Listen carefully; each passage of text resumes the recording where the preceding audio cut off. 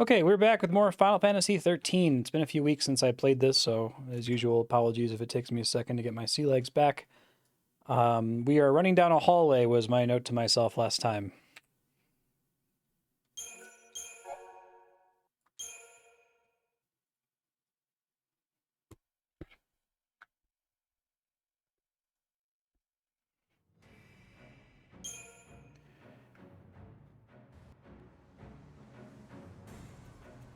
Game seems really quiet, so I'm going to try turning it up here. Let me know if it gets too loud later.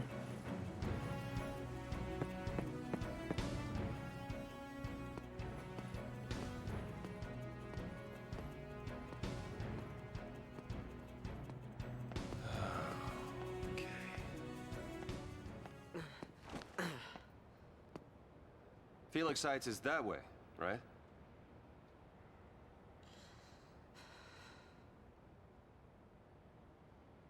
Windows is trying to warn me. Still pretty far. A great place for family living. So they say. Looks like it actually might be, huh? Yeah, well, the Sea don't have family. Hey, listen to me, kid. I'm an orphan. I barely got to know my family. But someday, I'm gonna have my own. Once I save Sarah and protect Cocoon. It's a nice How stream. exactly? It's a good question. I want to do what's right, but everyone hates l'Cie. Kinda hard to help someone that's trying to kill you. It'll be tough. But everything will work out in the end. As long as we stay together and hold on to hope. We don't have any. It's crazy that Hope said they don't have hope.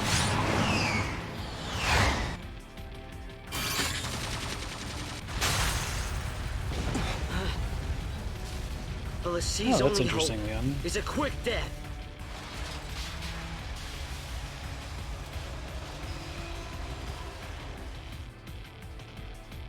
Hold on to hope. Yeah, right. It has forsaken these lands.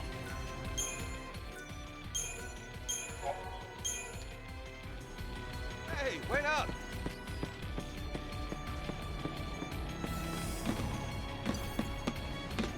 Since playing this game last, I played an indie game that's inspired by it. It was basically the thing I was asking for. An indie take on the paradigm shift system that's better. It's called Get in the Car, Loser, and through iteration it still has some issues. But it was neat to play it for 2 hours. First to get to the point that I'm at in this game in 1 hour instead of 12. And second to, at the second hour, get to the point where it gets really complicated, which is what I assume this is like when you get close to the end of it, and I actually kind of look forward to that now. Oh, follow my lead!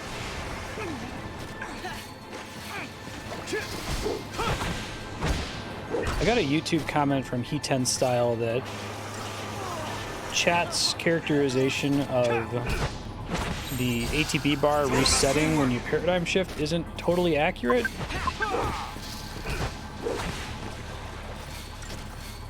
I don't think I completely understand how it actually works in practice and whether it should change my strategy here of just doing a paradigm shift every time I do 4 or so actions. Hey, Serp. How you doing? Time to switch, kiddo.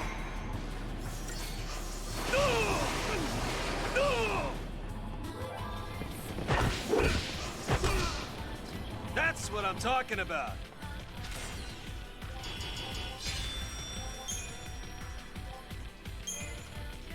But if you're watching this and you like Final Fantasy 13, I recommend Get in the Car, Loser. It's an indie take on this that gets to the meat much faster.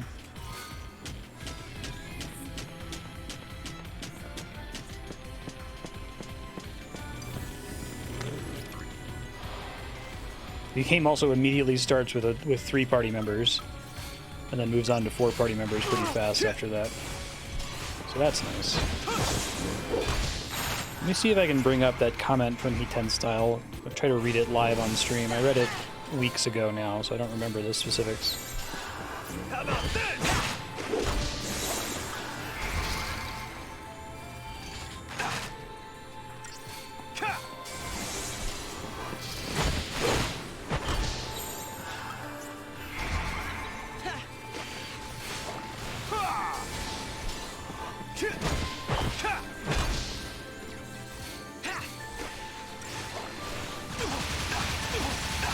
Ow.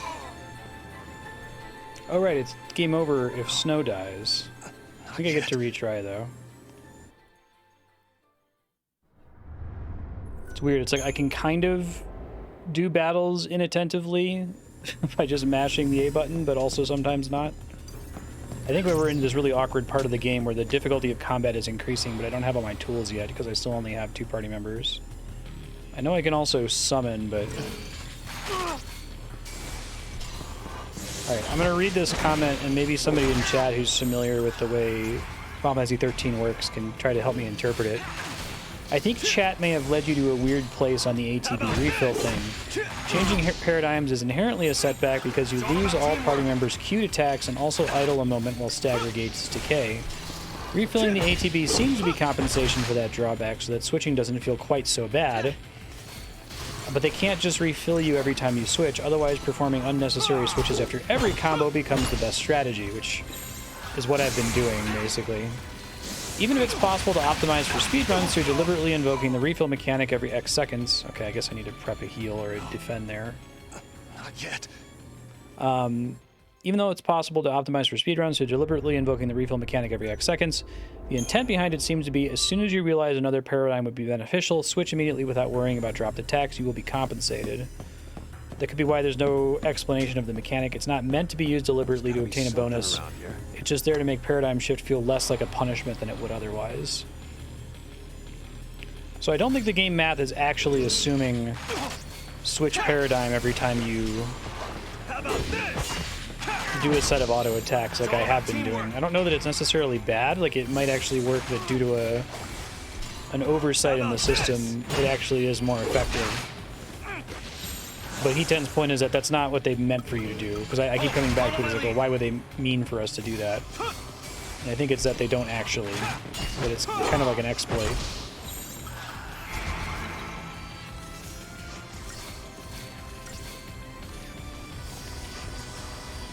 I think I have to provoke on defend here so the Gatling gun doesn't insta-kill Snow.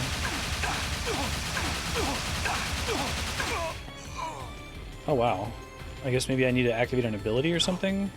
This is one of the problems with Sentinel. Auto battle just spams provoke, right? It's neat that I have to pay attention, though. That's new.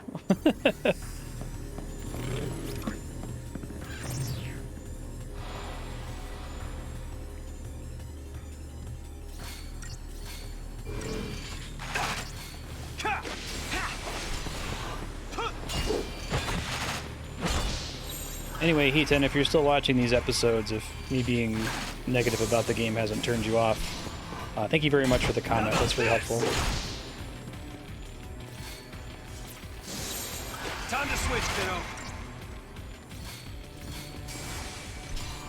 Did his own research on the game's combat.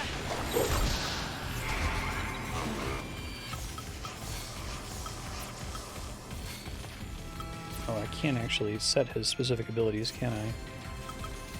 How about this? Oh no, it's already too late. I switched to the wrong. That's why I couldn't find the shit I needed. Okay. No. Not yet.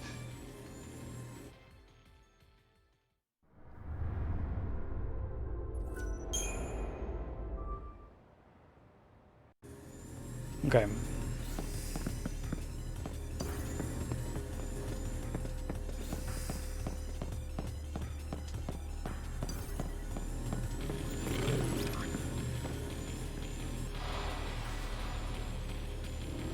Fifth time's the charm. This is a good battle to open with. This is kind of what's going to be expected of me going forward. That basically the Sentinel job isn't a job that I'm really ever using in normal combat. Normal being like a fight that can be resolved entirely through a DPS race. It's a thing I need to switch to negate specific attacks that would otherwise wipe the party.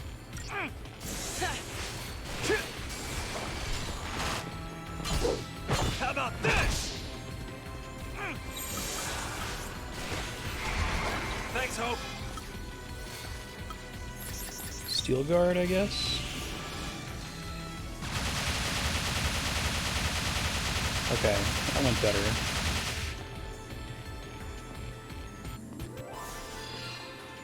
I feel like it seems like the auto battle is especially bad for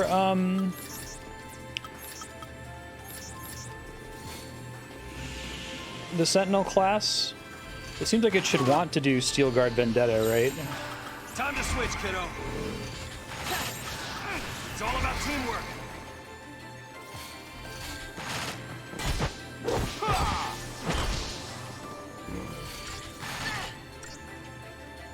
Thanks, partner. Hope, follow my lead. How about this?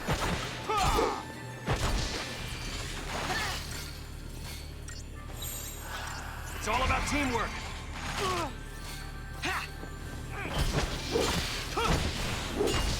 All right. Okay, this is gonna be tough. I gotta get used to, like, paying attention.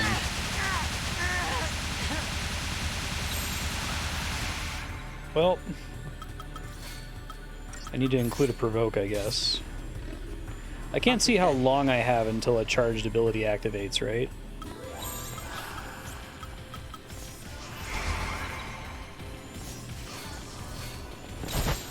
How about this?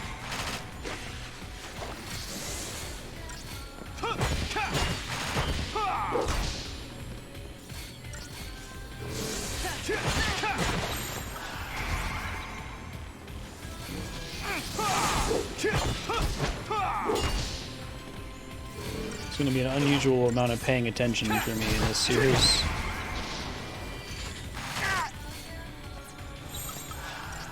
Time to switch, kiddo.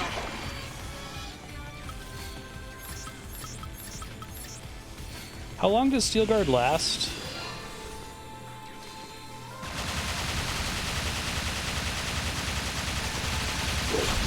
Anytime. Thanks, Hope. How about this? You can either have Steel Guard going for greatly reduced damage, or Vendetta, but you can't benefit from both. Okay, thanks for telling me. So each of those abilities are like, this will be on for the next time an enemy attack happens, and then once it goes away, it's not like a buff that lasts a certain amount of time.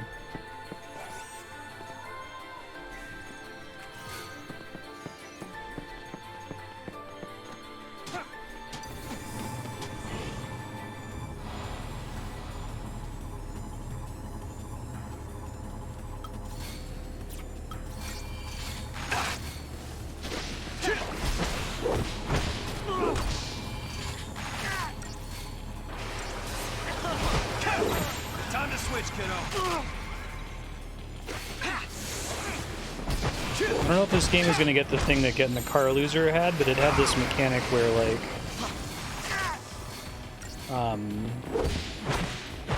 you could, like, bet on combat to make it harder, and the way you made it harder was significantly harder, like, really, really challenging. Thanks, partner.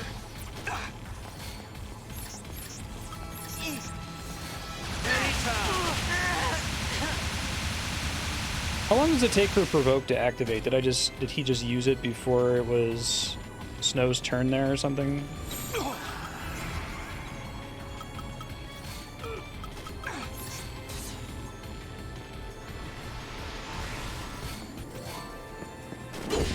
Shit. How about this?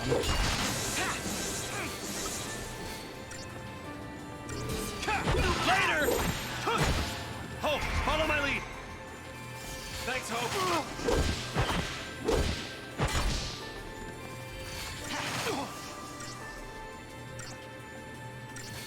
How about this?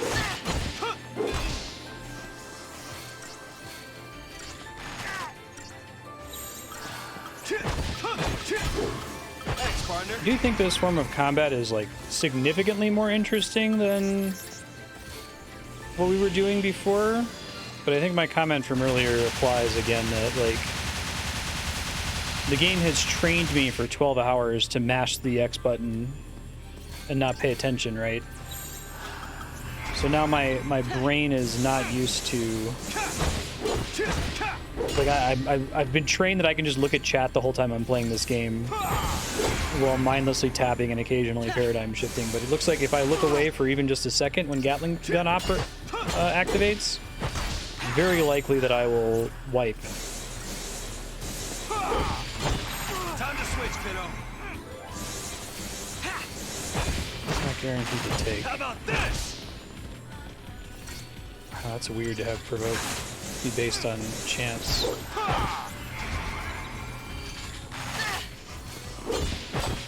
How about this?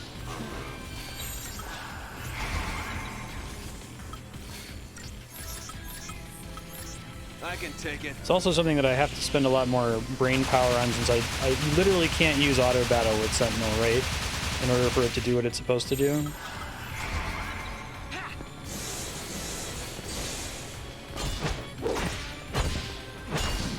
Nice. No problem. Better.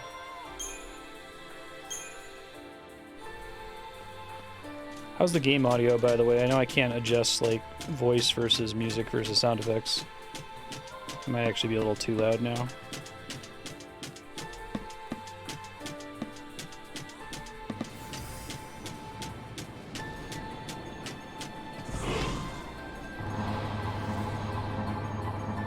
How long does an enemy remain provoked after I've provoked it? Seems fine. Okay, thanks.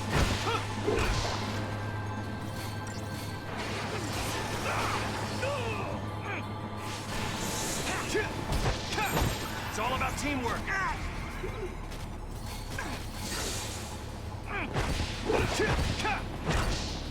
Does Follow my lead. does Sentinel have like inherent damage reduction or something, or higher health? How about this? Thanks, partner.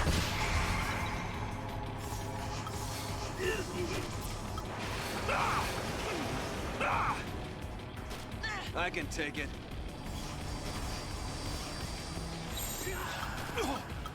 Time to switch, kiddo.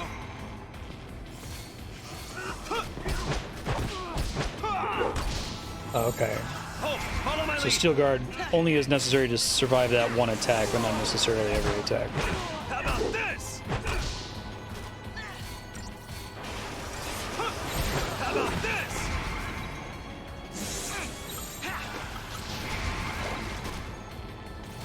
Well, come on.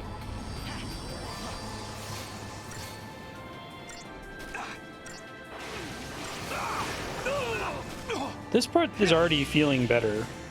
Just the fact that I have to do stuff now is a pretty massive improvement over the game up to this point.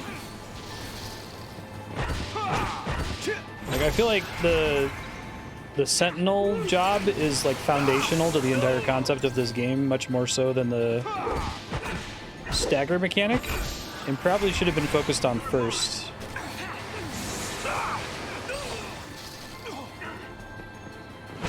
But I guess that wouldn't have worked if you constantly had single-person or two-person parties.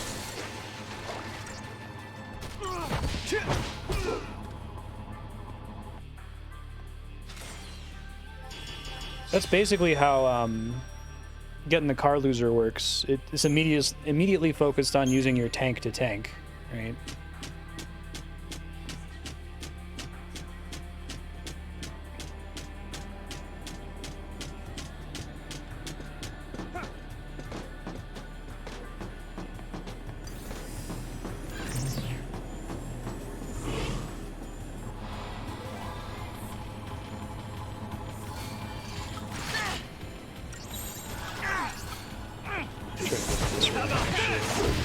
Buffs that'll last for longer.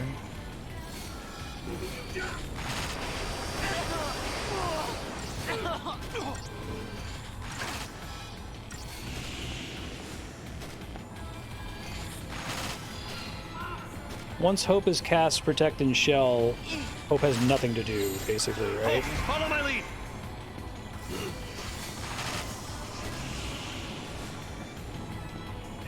Oh, that time it did Steel Guard automatically. Does it transition to doing Steel Guard once it knows everyone has been provoked. But I can't do a mix of the two.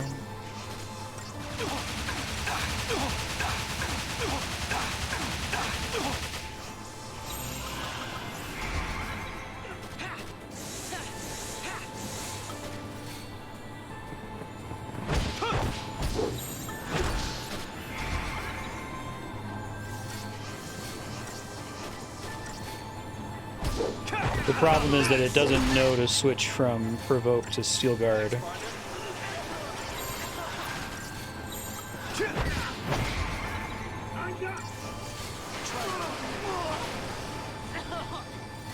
So it wastes 4 turns on spamming provoke before it starts activating steel guard.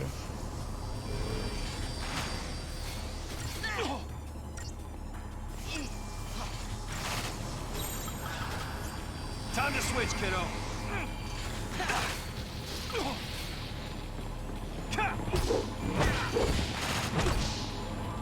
I definitely prefer the, like, 2D fixed perspective of getting the car loser. There's like so much fucking shit going on in this game with the camera swirling around constantly. I feel like in order to notice the Gatling gun attack, I really would like it to just be a fixed perspective. I know they're trying to do this like, it's not a turn-based RPG, it's an action game, but it's like, stop it. Just stop. It's all about teamwork.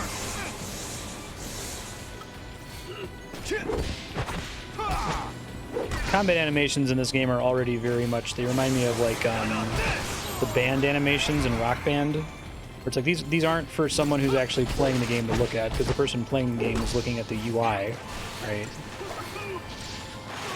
I am just looking at the ATB.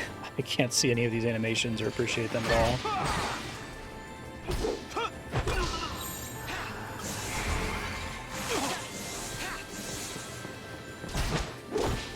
How about this?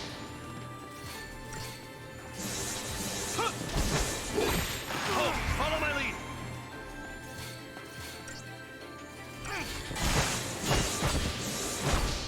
You get 6 to get a refill. Time to switch, kiddo.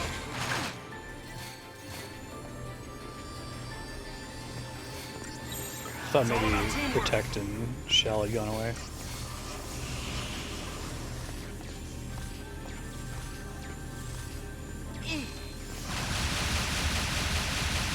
It plays a bit higher than baby level, disables the map backgrounds completely. Yeah. Time to switch, kiddo.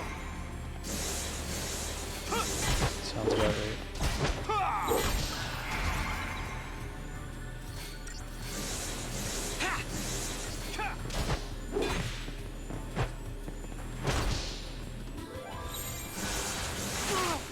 Getting the Car Loser tries to keep this game's approach to like item crafting. They streamline it a bit, but in streamlining it, I think they reveal that it's just garbage. It's horrible. It might be the worst crafting system I've ever seen in a video game. I've seen some really bad crafting systems.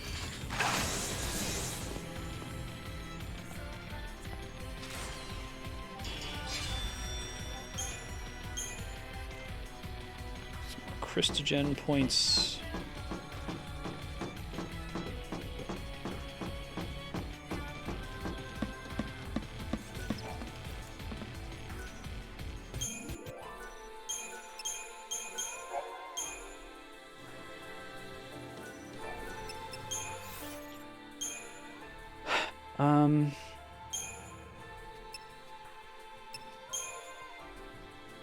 Yeah, star means that it's at its current max level, right?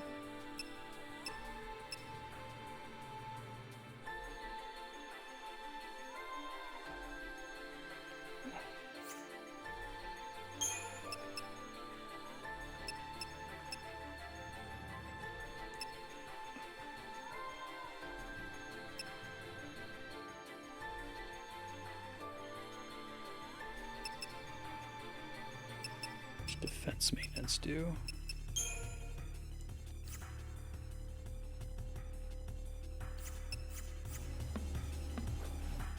Part of the reason these battles are so slow is that I haven't upgraded either of their weapons at all. I read that right.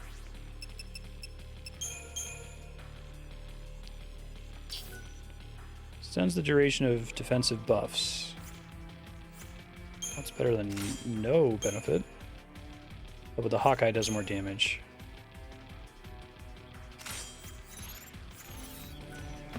That's right. And I just eventually get that through progressing through the story.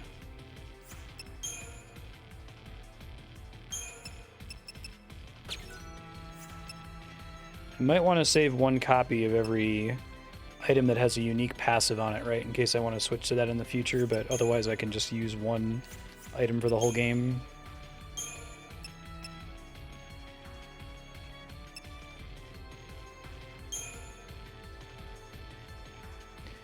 God, let me pull up the text file about this. I'm getting jitters just from remembering how this works slightly.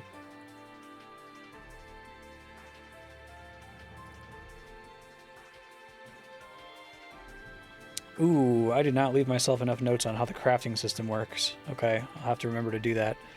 Basically, though, I want to use a bunch of bio shit until the multiplier gets to 3x, and then use a huge stack of mechanical shit to dump the modifier. But I have to, like, save and reload constantly to get those numbers exactly right without wasting anything. You have to hope that you get enough drops to get the thing you want.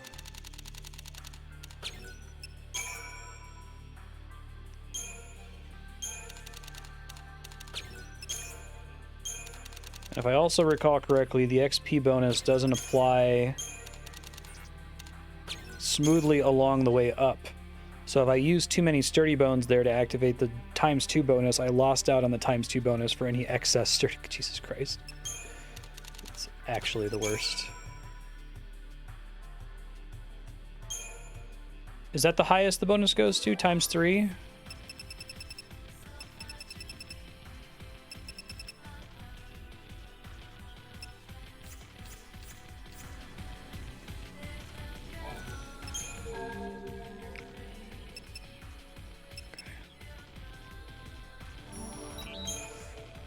Remembering where I can buy stuff here. Weapons. Armor.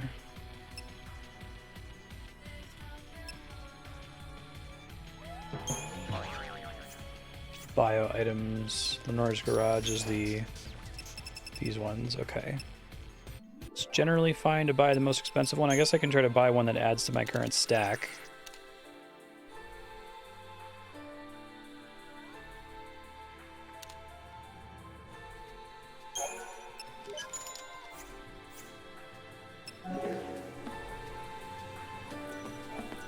I think this game's crafting system is a crime. Can't think of a better word to describe it.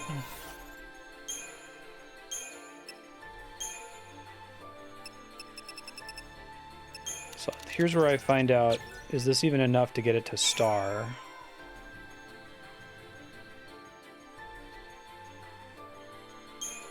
No. So I probably should have bought more. I don't have any way of knowing what level is star either, or how much doesn't have to go into it to star it, right?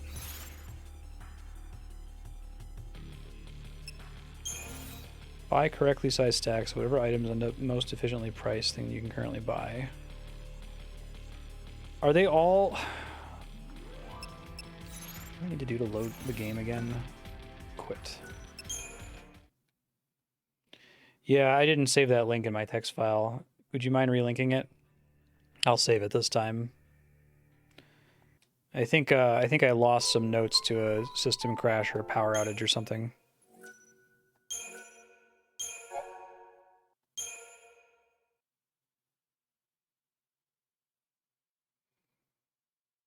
Right.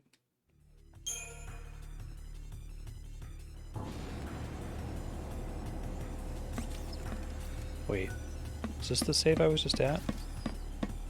I honestly don't remember what this place looked like before. I think it is.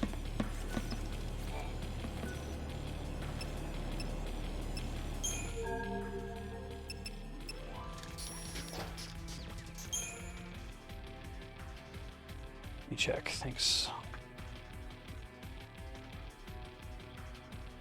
Yeah, that looks right.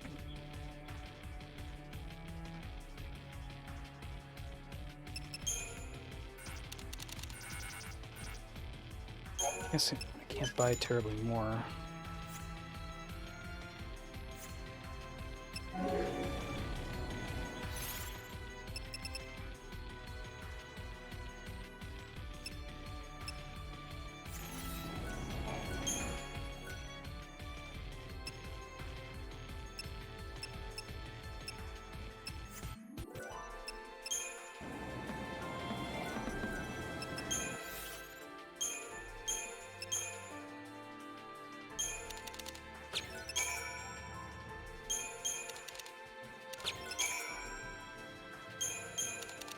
I think this is a better way to do it.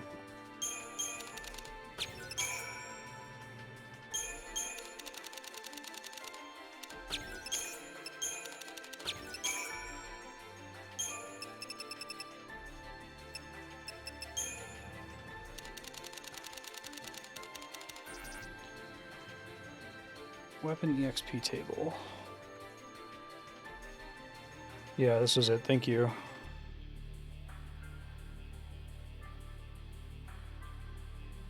So it was...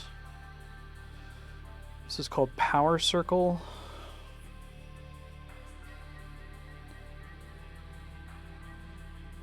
Okay, and I need a Scarlet Tite to get it to the next stage.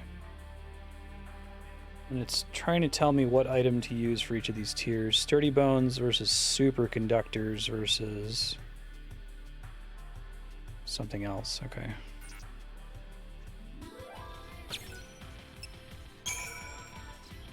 Yeah, I don't think that's worth it at all. Alright, I'll reload one more time now that I know.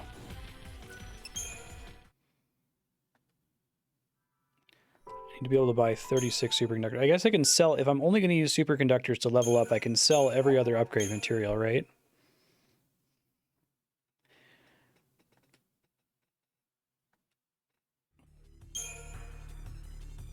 Yeah.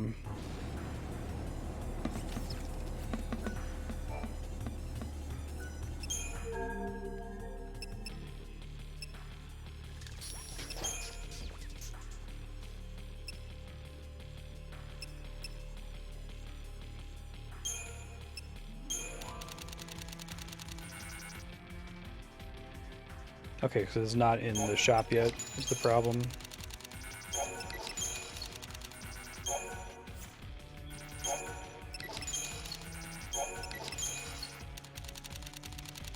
Basically selling everything that isn't superconductors or sturdy bones to turn into superconductors or sturdy bones.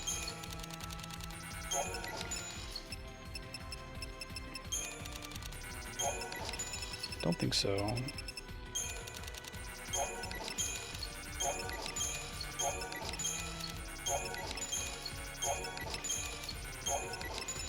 It is so easy to fuck this up and make the game way harder as a result, it feels like.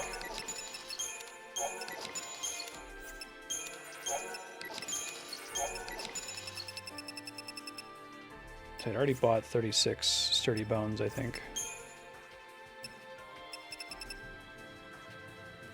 Oh, can I not get superconductors yet either? Shit.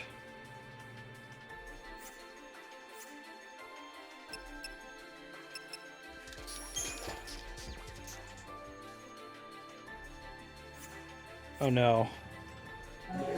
Anything that ends in "ite" is an upgrade catalyst? How do I know? Okay.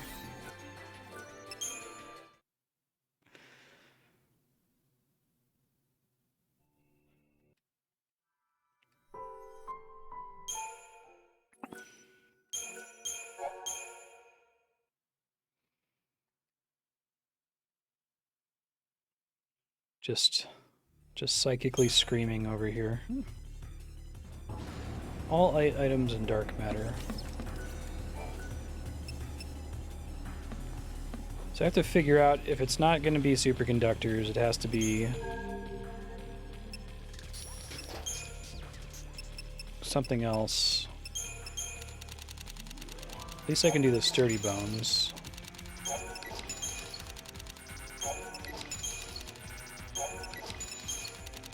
Minar stone. Okay. Let me save this here. Do not sell Minar Stone, anything ending in ite or dark matter. Sell all other upgrade materials except Sturdy Bone, Superconductor, Reactor, and then I just have to pick one to use for now, I guess, since I don't have superconductors.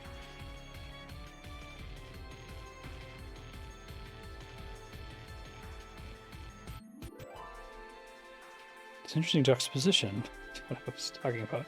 Flashy cameras, presenting it as an action game. And then whatever this is.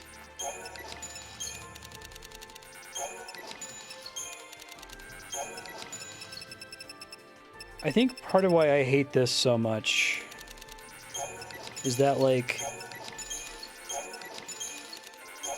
I understand that the way I play games isn't the way everybody plays games, and that there's probably an intended experience for a normal player to interface with the crafting system. That's just, oh, just use these items on your weapons occasionally. Don't worry about trying to maximize the combo bonus or anything. Just dump stuff on weapons every now and then. But, like, it seems like even for a very casual player, this system is very bad. In fact, it may even be worse for a casual player because it's so easy to fuck up. And fuck up in a way that's, like, unrecoverable.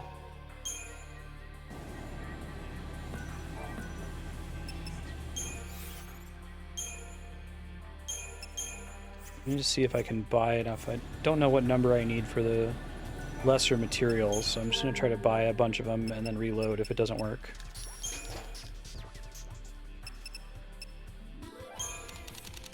Probably didn't need to sell any of the passive detectors if this is going to be how I do things, but...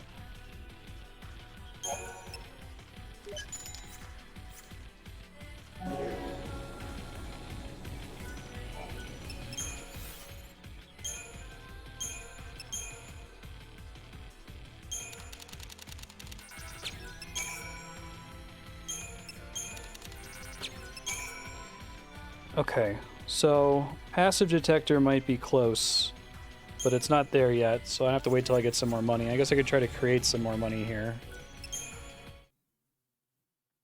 Yeah. Well, also, like, the game doesn't project what shit's gonna do, so the only way to find out if you're wasting your time is to try it and then reload your save, right? Like, oh my god.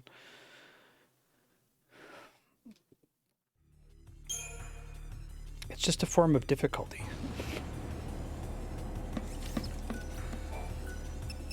It's the only game where you can get a game over while crafting.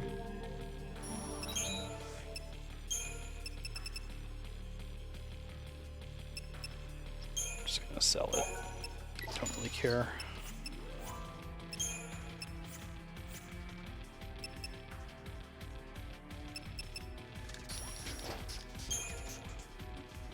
Cost of wasting an extra multiplier is however much 36 sturdy bones cost, which is quite a lot at this stage. You know, about 10% of my total money. Let's try doing 36. Maybe it turns out it's the same. It's just that the superconductor is cheaper or something.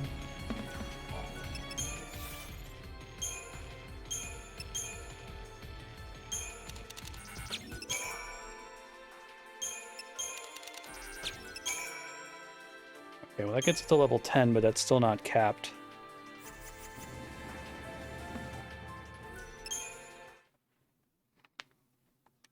I'm gonna stop this and play the game in a second.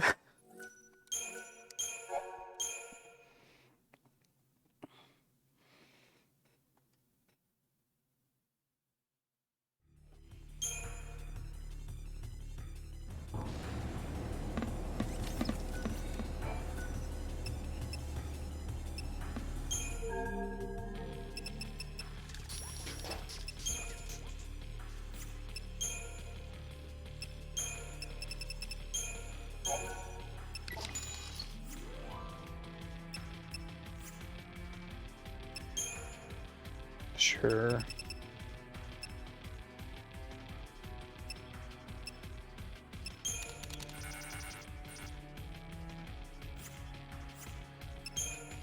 I can't know what the max level is to get a star, right? That's not documented anywhere as far as we know.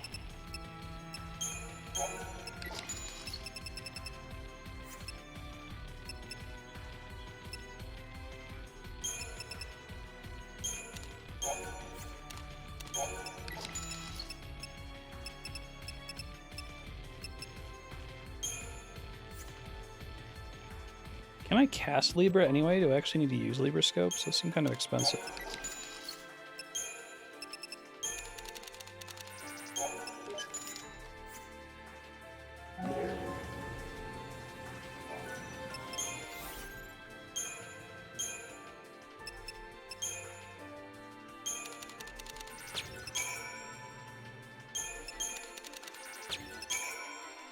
Okay, I just need to wait till I have more money.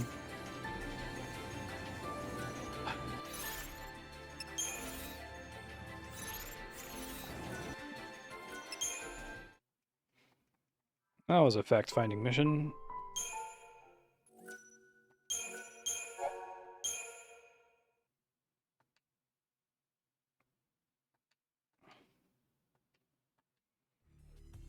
They're rare and some battles are balanced, assuming I'll use them. Cool.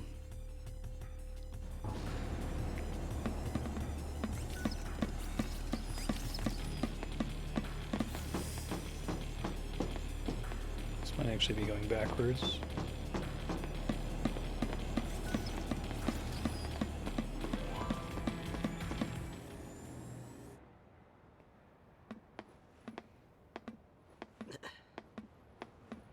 I wanted to ask you something.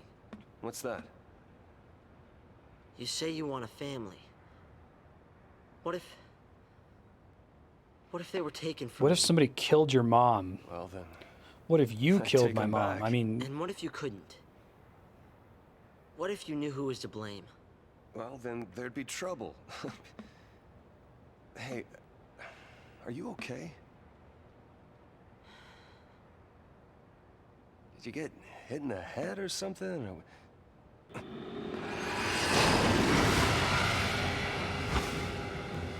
that looks like a Final Fantasy 13 boss. Guess we'll have to talk about this later. Don't just stand there. Hope, wait!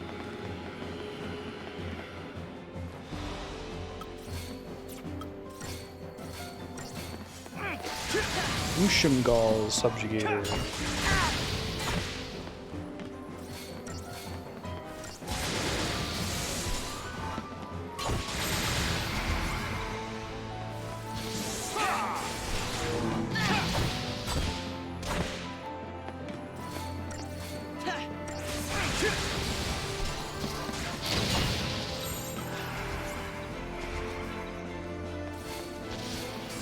So Ushumgal is. He is, I think, yeah.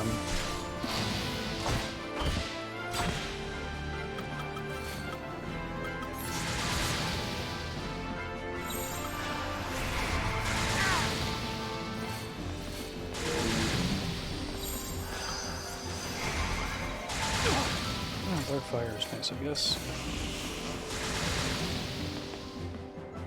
Will he only cast bar element if he's noticed that it's relevant in that specific fight?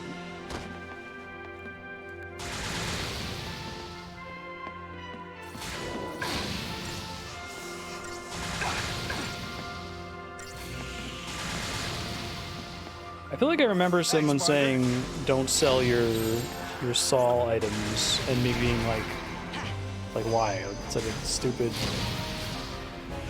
start of battle buff.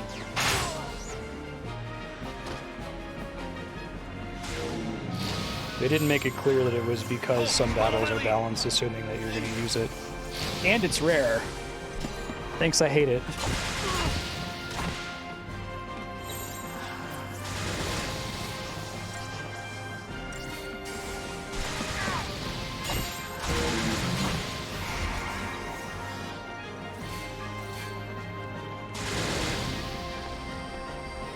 Thanks, Hope.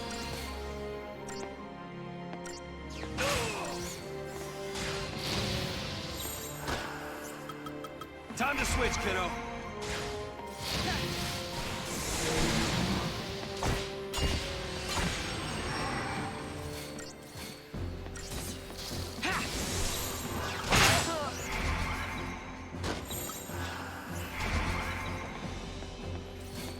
Thank you for the red screen.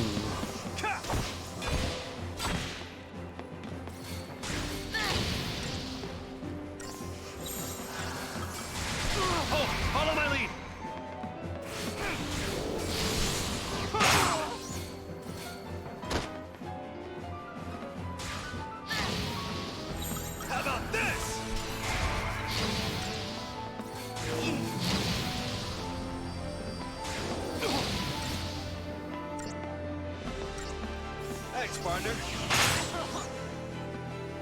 they just like a drop, or do you find them in chests or something? I feel like if they don't want you to sell them, the way you do that is you make them sell for 1, right? That's how elixirs have worked for a long time. Like, oh, okay, maybe I shouldn't sell this because it wouldn't be profitable to.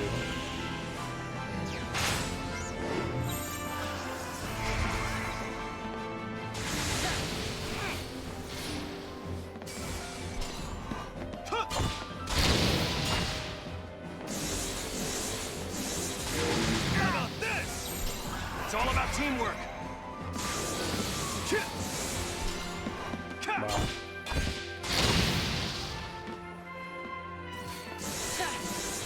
Hard for me to describe how much I hate all of those words. Follow my lead. Even a lot of the difficult battles in this game are so fast-paced and can end so quickly that the Sol items can sometimes be the difference between a 2-minute, 5-star victory or a 10-minute heal loop.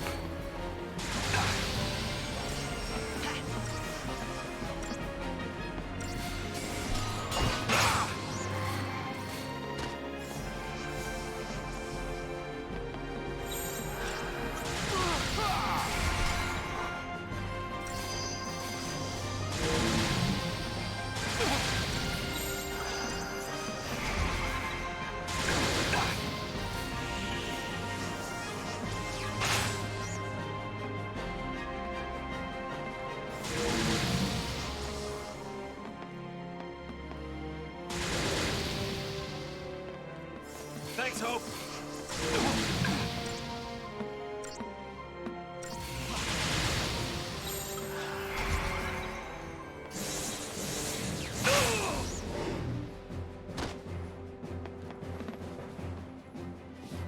They drop more when you get bad ratings. Oh, so it's supposed to be like a catch-up mechanic? It's all about teamwork. That's less bad. Part of me freaking out is that if it's based on getting a good rating, then it's definitely a win more thing. How about this? Very like Hope, follow my Devil lead. May Cry XP system.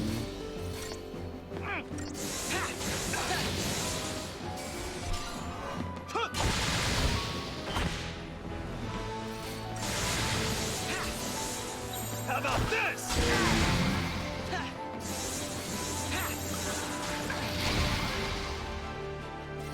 Try that on me.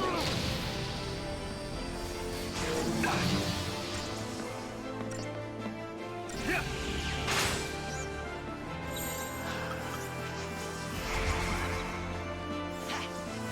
Deliberately throwing fights, the drop rate's not very good. It's all about teamwork.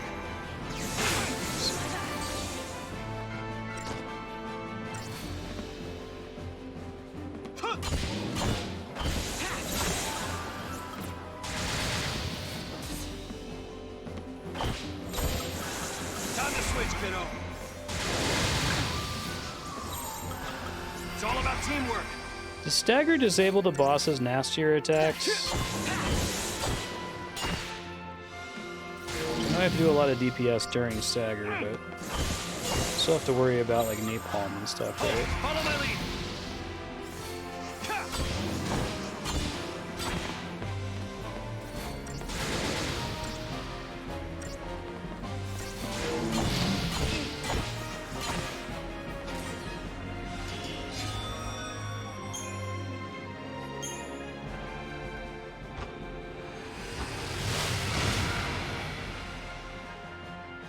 Oh, yeah.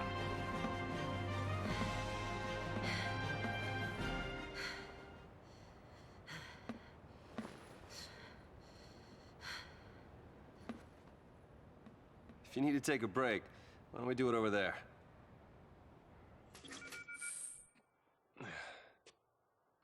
Here. I'm not thirsty. Okay. Killed my mom. Well, don't want to waste it.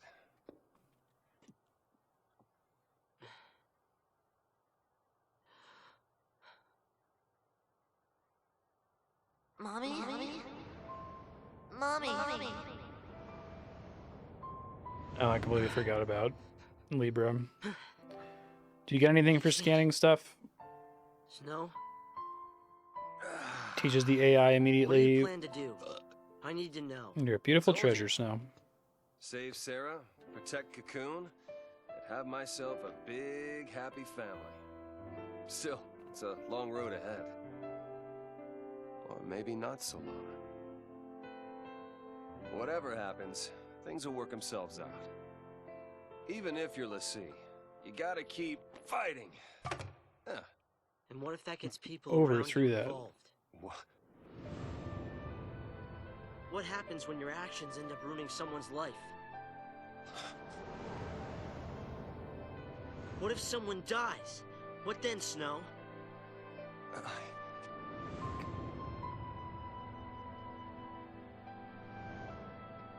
How do you pay for what you've done? I can't! All right? There is nothing that can make something like that right again. When someone's dead, when someone's gone, words are useless. So that's it? People die and you just run away? I know! It's all my fault. I don't know how to fix it. Where do you start? What do you say? All I can do is go forward. Keep fighting and surviving until I find the answers I need. There are no answers! You're running from what you deserve! Why don't you tell me what I deserve? The same fate! Ah! The creators of this game know the scenes that they want to do, but they have no interest in building up to them or earning them, right?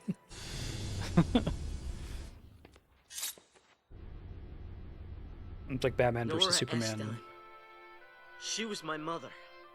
And she died because of you! You're the one she meant.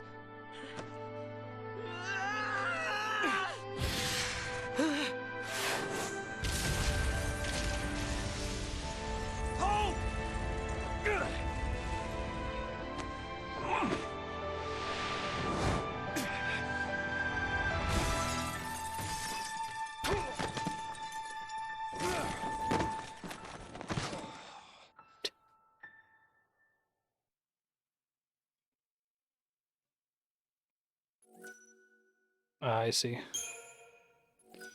But it doesn't have any like in-game mechanical effects. Like I'm not gonna find a chest that only opens if I got 100% of scans or We something. didn't remember our focus or what we'd done. All we could do was wander Cocoon, looking for what we'd lost. Let's give up. Forget our focus. We don't need it. We don't need it? Look, if we don't figure it out and pull it off, you're gonna be a Seath. It's just making a kid that young, LaCie. It's not right. Yeah, it's unfair. But guess what? We grin and bear it like good LaCie, or the Falsey starts making more. Like that girl the other day. It doesn't matter what our focus is. We do it, whether we like it or not. But Say we call it quits. You think these people will let us go? They'll lynch us in the street. Listen, Vanille. We do what we gotta do, and get ourselves off this filthy world as fast as we can. You get out of here first. I'll buy you some time. Now don't you worry. I'll come and find you, no matter where you go.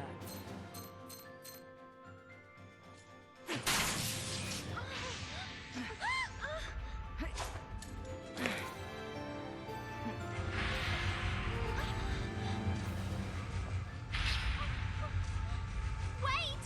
Fang! Fang! Please! Don't leave me! You're not gonna end up a Seath. You boys coming or not? Your fight's right here! By the time I took care of them all, Vanille was long Please don't gone. make me do single After character that, combat in this. Rains and his cavalry found me. I never stopped searching for Vanille, but I couldn't find her. Her or our focus.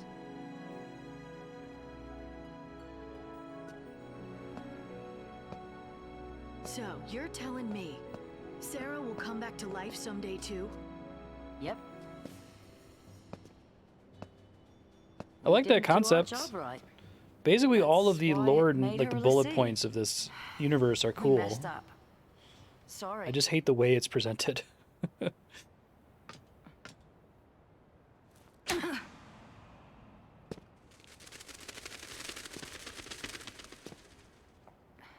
I have an example from Final Fantasy X to talk about once this cutscene's over. You sure I'm gonna better keep hope comparing so. to Final Fantasy X because it is just But like whether a we're standard square, candle of a that's game up to that's Sarah. competent. You sound exactly like Snow. And he didn't hit me. Wait, he already knows this? Wow. That's a load off. Glad I apologized. You apologized so you'd feel better? Guess so. How about you? Feel any better now that you hit me? It didn't change anything. Huh. Tell that to my jaw.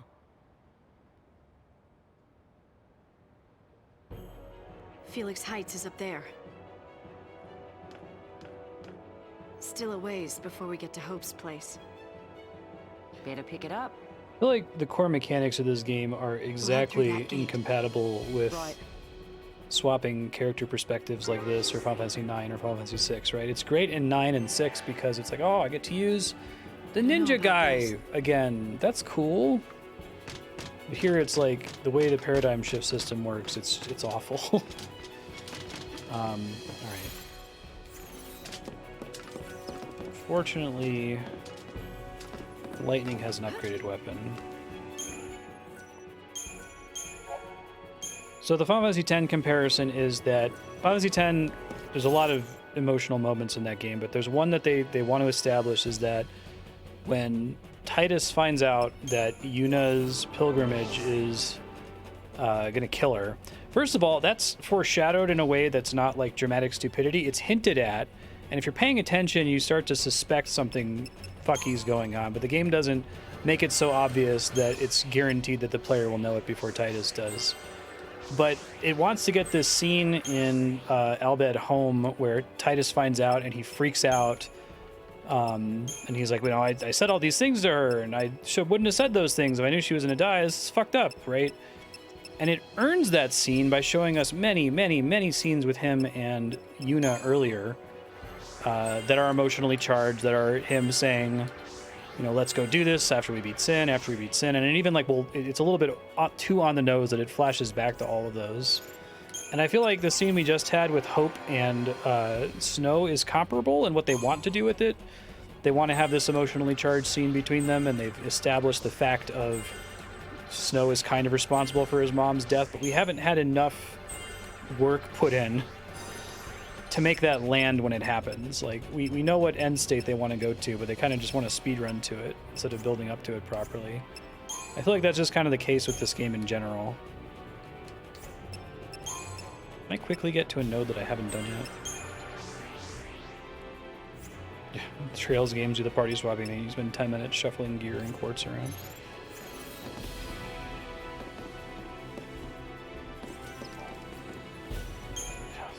Crystarium.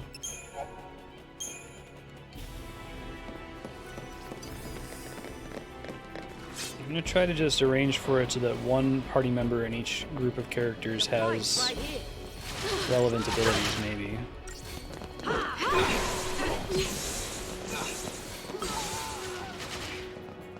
Right.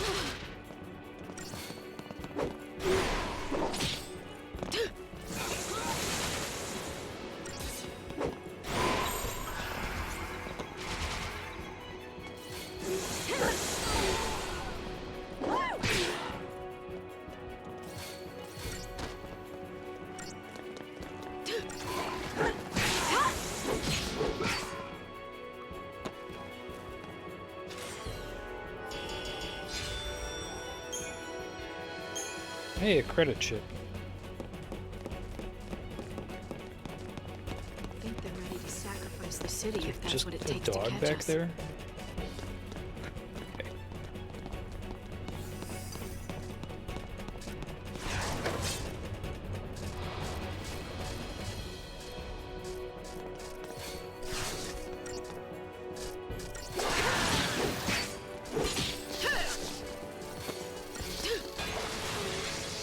I think it might be trying to do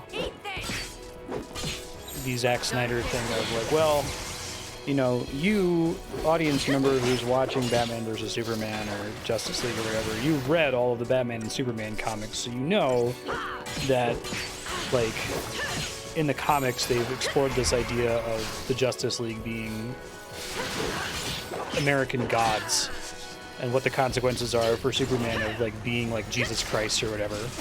So you already know that, so we're just going to show it to you. We don't have to establish it in our movie because you're already familiar with that concept, so you can just enjoy the scenes, you know.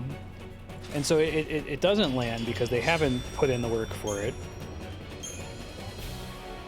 And I feel like something similar is going on here. It's like, well, you recognize the trope of what we're doing with Hope and Snow or whatever. Heights is this way. So because you recognize the trope, we don't have to put in the work.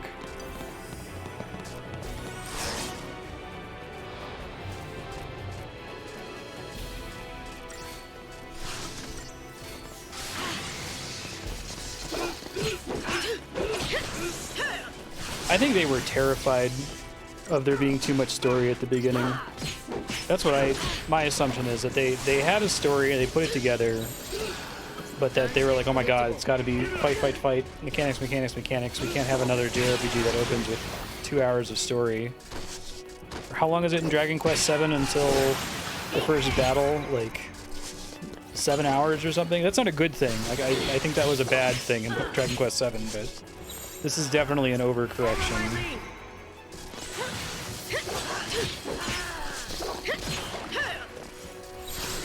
And like I think I characterized it earlier, is that it feels like they're like digging into the story folder. Like they have a set number of cutscenes in the folder, and they're like, shit, we got to do some story. Okay, real quick.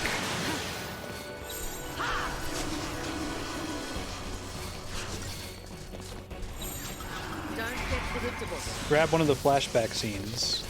That would have been really great to see earlier, so that it set up a scene that already happened, instead of justifying it ex post facto.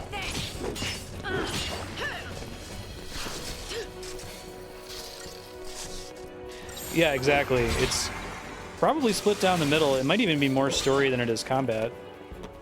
10 is a perfectly paced game. It's not a perfect game. It's not the best story. I know I keep coming back to it, and I want to like reiterate that it's just really competent. I think it's Sakaguchi at his best. It took him years to kind of develop that, and I'm guessing that him working on Spirits Within helped him a lot.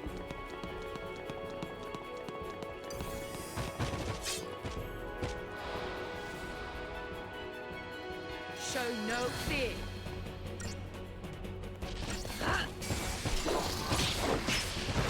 Yeah, I feel like you can do nonlinear storytelling like that. And there's plenty of stories that I enjoy that are nonlinear. But like, you got to know what you're doing when you do it. You know what I mean? Like, I think it serves the plot of Final Fantasy Tactics pretty well.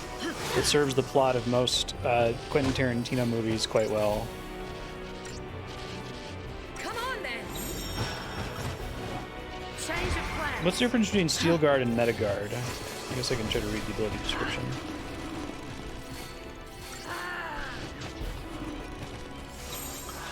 Don't get predictable.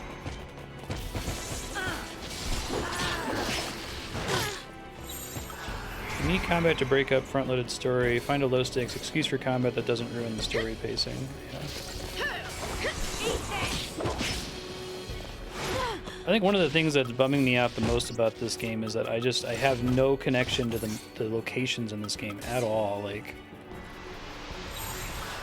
or any of the enemies. Like, I don't need to know anything about the enemies. Like, you go to the desert in Final Fantasy X and there's a bunch of giant birds and a big sandworm and stuff. So I don't care to get lore about the sandworm. Like, that's not necessary.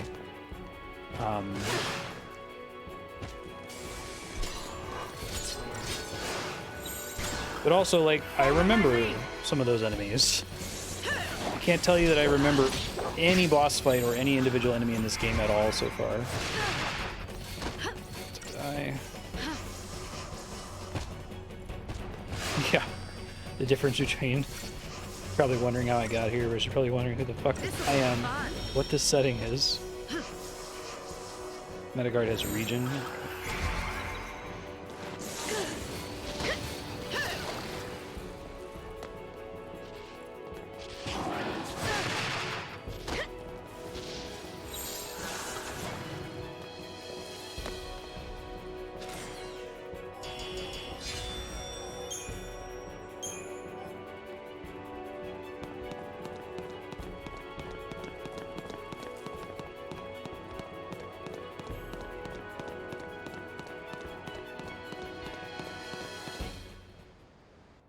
Okay, let's get Snow on the line.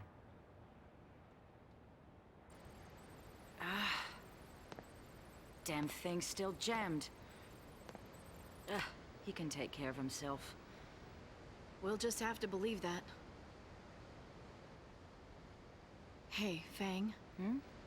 The others Even are without the safe, map, right? I think 10 does a good job of If any of us establishing got an caught, identity to every they'd zone, make an right? Setting them up a little bit. This is the Thunder Plains. Yeah, they would. This They'd is what have it to was let everyone historically. know This that is the what it big is today. This is what it bad means can't hurt emotionally no to some of more. our These characters. cocoon people.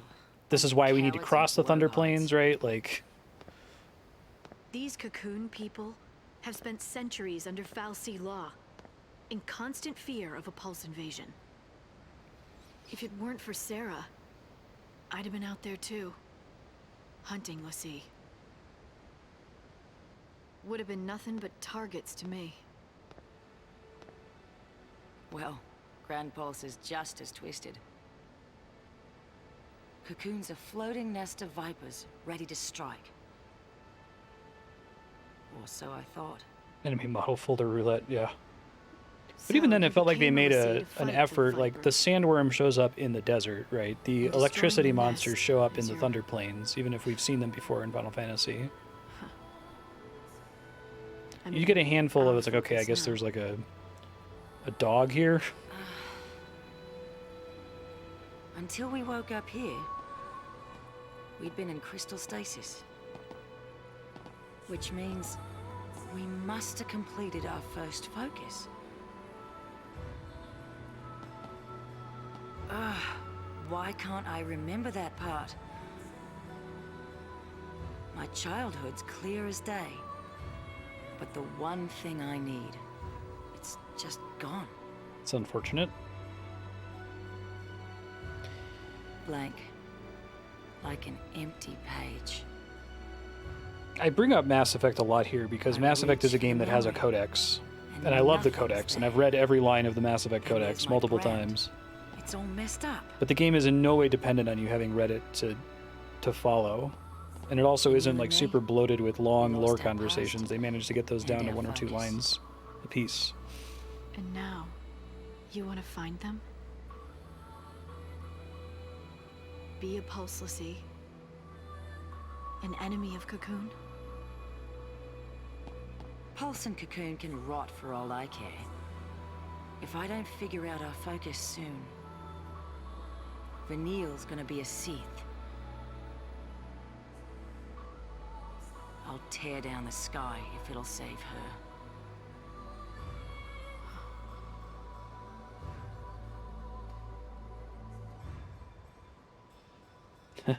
Yeah.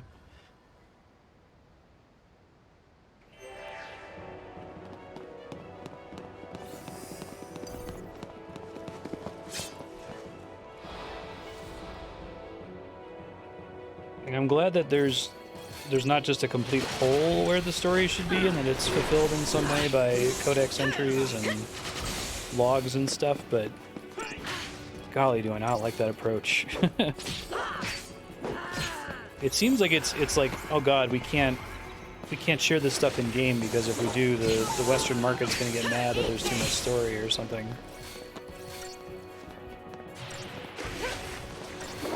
It's interesting to be on the other side of this topic. I'm usually complaining about RPGs having too much of that shit and not being able to edit. But here it's the exact opposite problem where they've just edited it all out and hidden it in a secret menu. Is it Final Fantasy 8, 12, and this one now do that? I didn't even know Final Fantasy 8 did it. Finally, a Final Fantasy 8's codex is almost completely hidden from the player.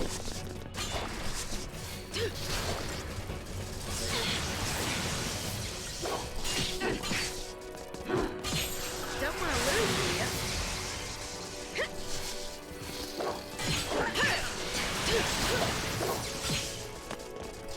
editing. They never had a plan to work it in organically. Yeah.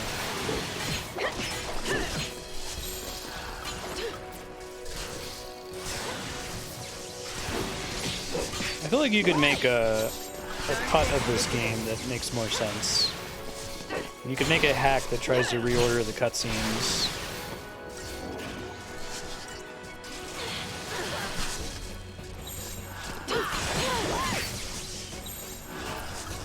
I'm honestly not even sure if the material is on itself irredeemable or it's just the order in which it's presented. I don't think there's anything they could do to give the zones and the enemies more identity, though, without like massively restructuring the game and adding scenes that aren't here.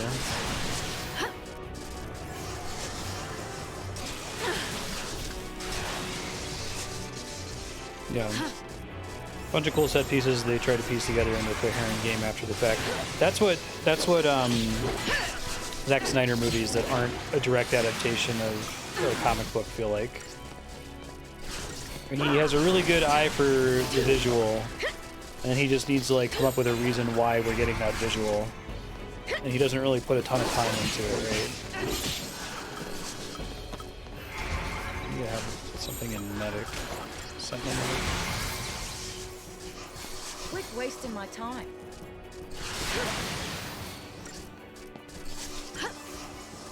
This'll be fun. Tutorial for half the game, and the party split is to serve the story being like this. Yeah, it feels weirdly deliberate.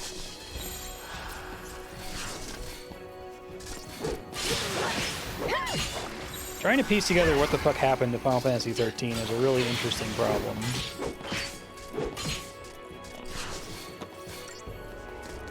I can't say I know conclusively what happened to Final Fantasy VIII. No one ever will, but the theory that Sakaguchi was there and providing guidance for like the first disc and then had to bounce and just kind of left some notes behind and they did their best to finish it based on the notes tracks.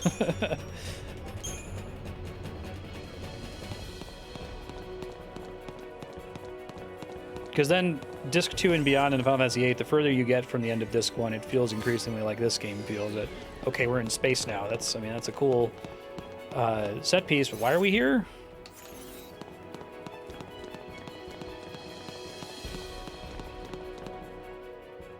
Hey, Lightning. Call me Light. Did you see Vanille's brand? No. She go by Light. No, huh?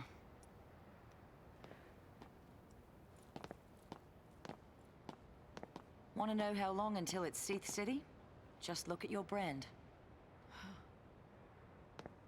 You start getting more arrows, and then finally an eye. Once it opens all the way, you're done. Well, that's cool to know and important. Let's have a look. Don't be shy. Okay. Nowhere near. You got time. Still, you never know. Some people doesn't take so long. I like Get the a variable nasty clock shot. thing. That's cool. It can speed up the process. Vanille's brand must be pretty far along by now. I gotta save her and get her home. To Pulse, you mean? To Gran Pulse. I hear that the Sanctum prevents people from leaving Cocoon. I'd like to see him try Yeah. and stop me. So, that's your plan. Like that's Wish I a had one. second stacking problem with Without FF8. Sarah, without a future, there's nothing Really, to though, plan disc for. 1 of FF8 is fine. There's no way out of this mess, and no Even way good. to fight it. Even though they're doing the mercenary thing I'm again stuck and the trading sci-fi thing blows again. with the Sanctum, but that's no plan. Even if we topple the government, where's that leave us? With nothing to fight for, I might as well be dead. Your sister. You've got plenty to fight for. Think about it. Don't you want to see Sarah after she wakes up? That's your future right there. All you gotta do is survive. It's simple. Right.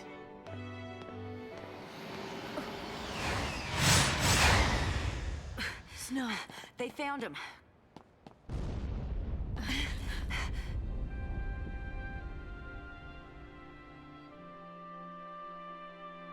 Can we get 3 party members? I'm begging you, game.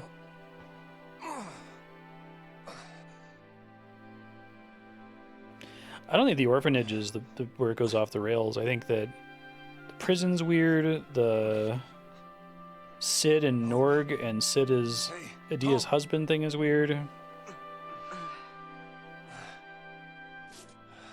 Everything after Squall gets stabbed in the heart with the icicle, it just kind of starts to fall apart in different little ways, and it culminates with Estar and the space trip that just happens with no setup. It's a cool scene.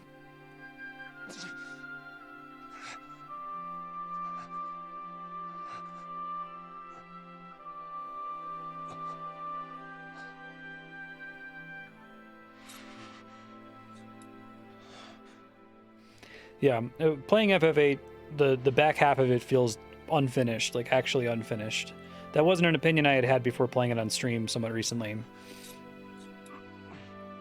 It just feels like there's big cutscenes and dialogue sequences and just whole stretches of the game that are just missing.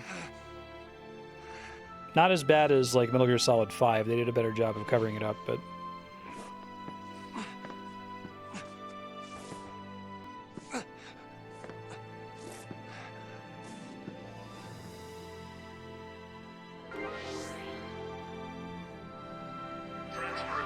Alright, Snail, make it out with Hope. Maybe he'll like you now.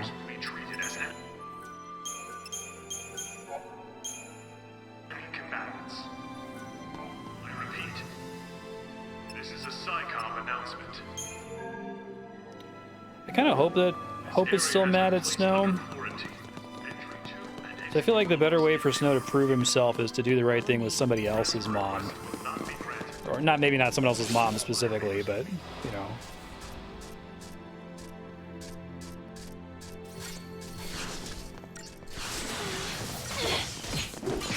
I hope it's not just like, okay, well now Hope owes Snow a life debt or something.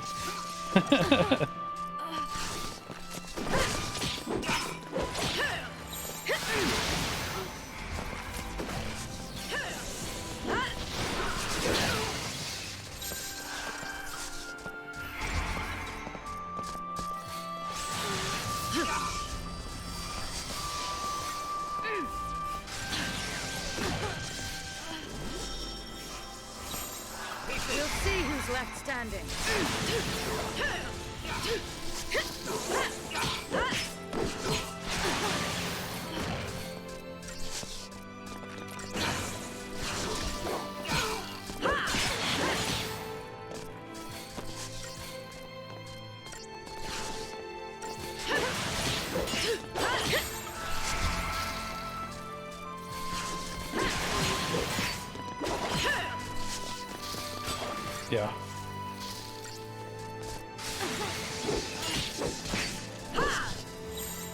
Me too. I think it could have been really good.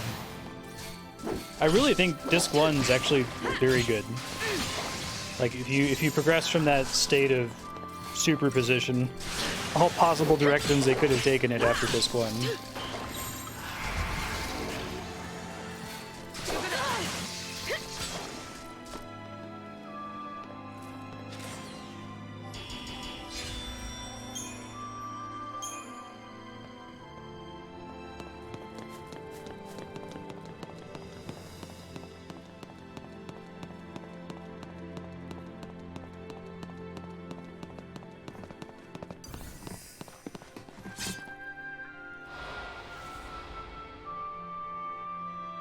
Oh, yeah, I guess I was talking about the story. The draw system is... It's like Final Fantasy II's system. It's half-baked. I don't know any amount of leaving that in the oven that could have worked better. Maybe drawing is just a thing that happens passively whenever you're doing any kind of action, instead of a distinct action that you select and can spam as much as you like. Even then, though... It seems inevitable, like, I think it's a cursed problem. I think the fantasy they had for the draw system is just not deployable. There's, without it being completely reworked into something totally different, you know. Like the whole idea of, oh, I'm gonna get into a battle and I'm gonna like take a spell from the boss and cast it on the boss. Like that's not gonna happen. The cool idea. I like the energy.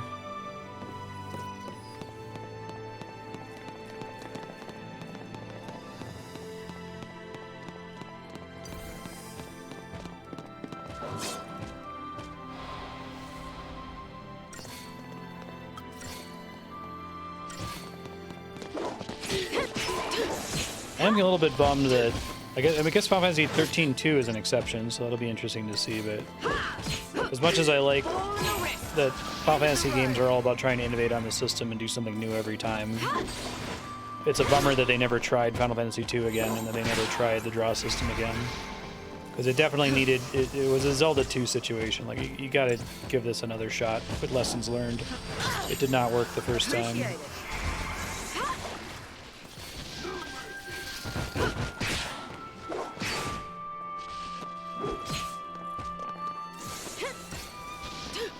Final Fantasy Endless Nova, every enemy party has its own spell that you can store on a consumable to teach it to party members.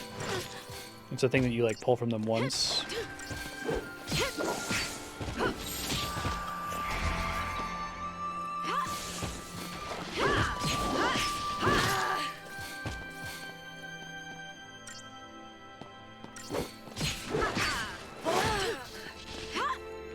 Oh, okay.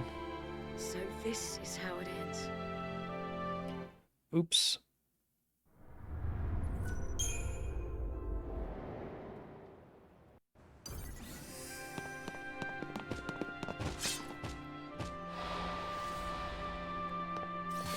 Why is this place named after Palmanporam?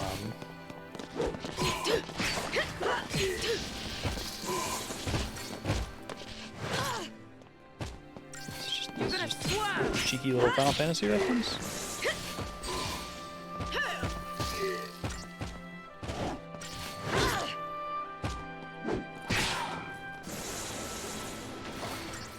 Final Fantasy 9 starts to fall apart when you have the mission to go to the 4 elemental temples, and you're supposed to like do it simultaneously. You can feel that there was a version of the game or an original plan where you were actually going to do those dungeons, and they just cut them so that you only do Zidane and Quina, and did the rest in cutscene.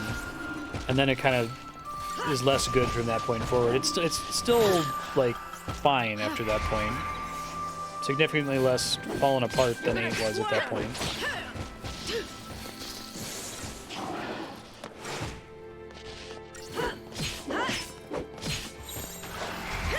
Yeah, the mechanically optimal way to play is the most boring and disengaging thing you could be doing.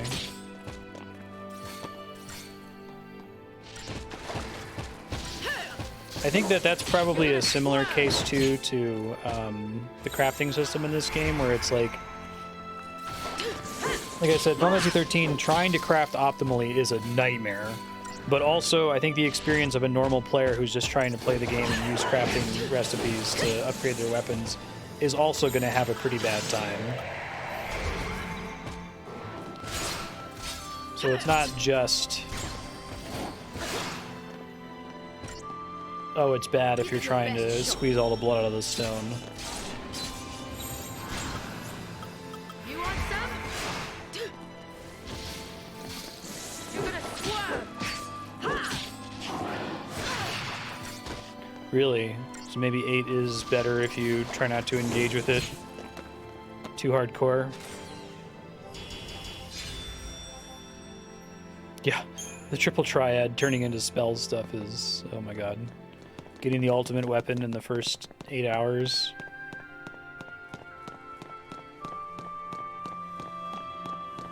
Yeah.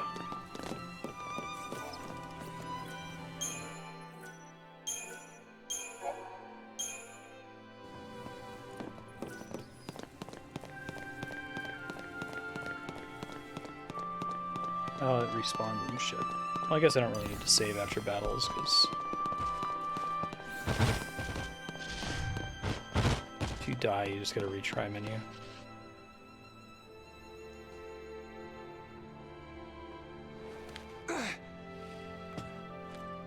I haven't...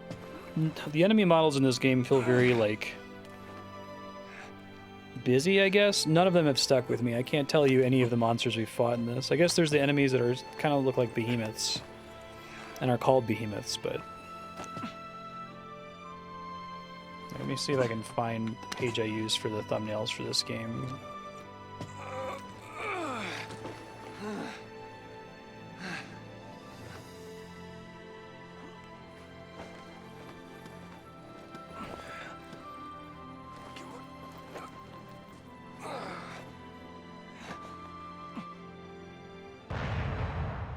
Yeah, so like check out this page and scroll down to the Final Fantasy 13 bosses and compare them to almost any other bosses from the series. Why'd you save me? I was asked to keep you safe. By Lightning. And by Nora. I'm sorry. What happened, it was my fault. I put her in danger.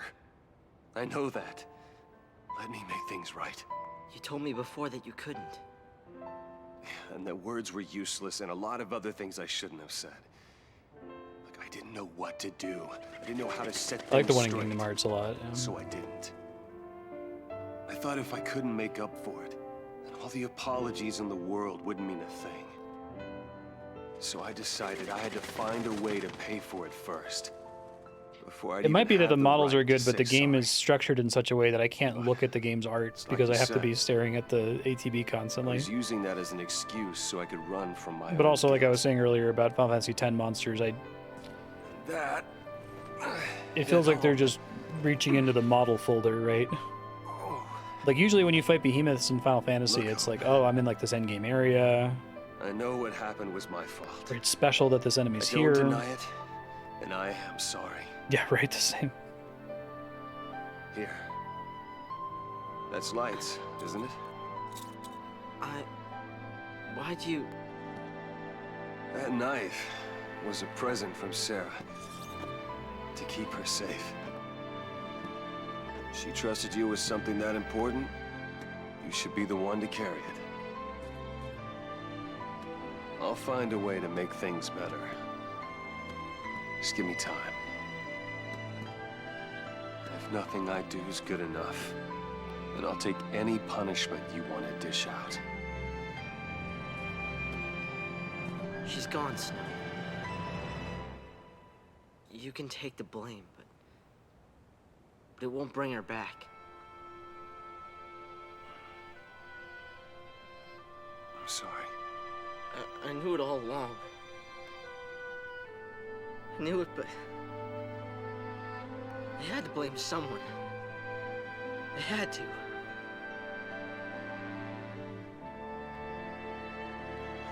I needed a reason to keep on fighting.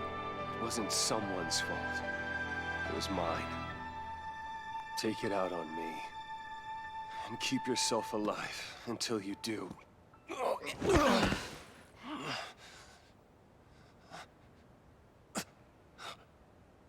He's fine. See some of those arrows. Keep going.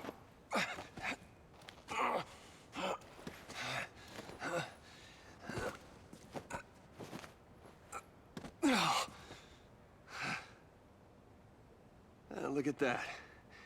You don't even need any help. You're all right. That's good to see. Just let me catch my breath.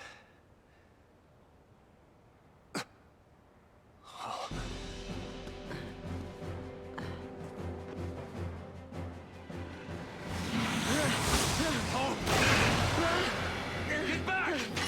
I got this. No! Always the hero. You want to die? You can't. I won't let you. Oh god.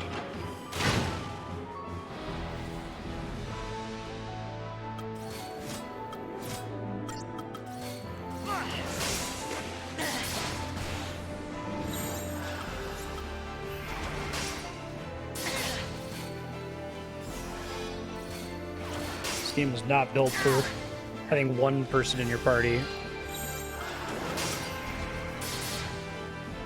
Maybe it's one of those just survive for a certain number of turns.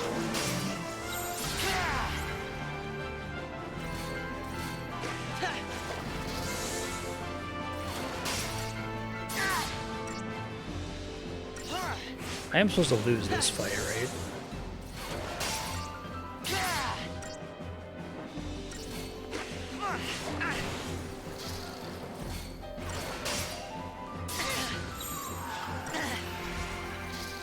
This definitely reads as one of those, like, oh yeah, it would be cool if, like, Hope had to stand up and fight something by himself, but, like, you guys have made a video game that no. Don't do that. It's bad.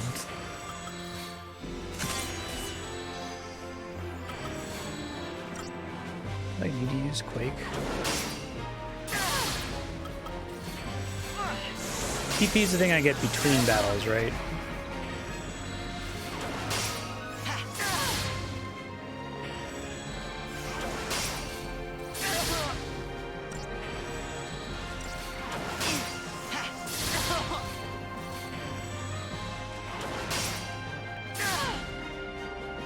Please tell me that's the scripted result. Okay, good. Probably should have had it hit me for $99.99. Oh my god, 3 characters? Sure you're up to this? Thing'll never know what hit it.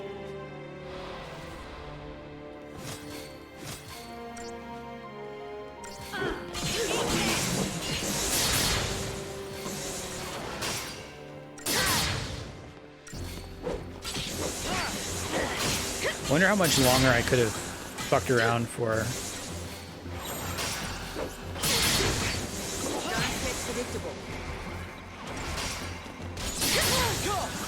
Play a video game or something.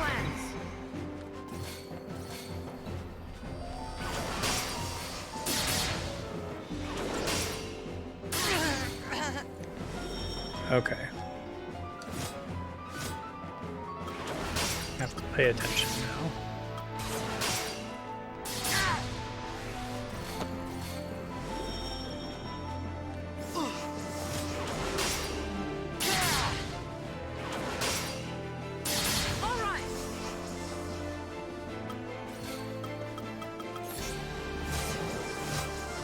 I like that getting the car loser restricts the number of items you can use too.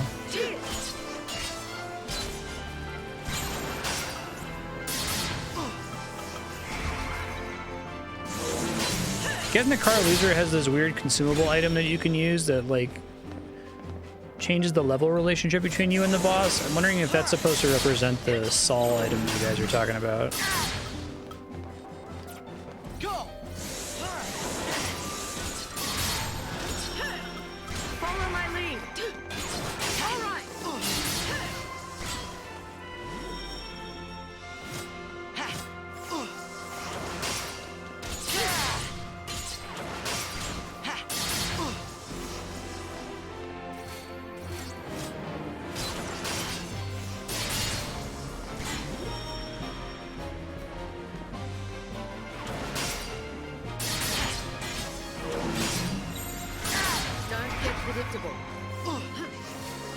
Trying to buff up here a little bit.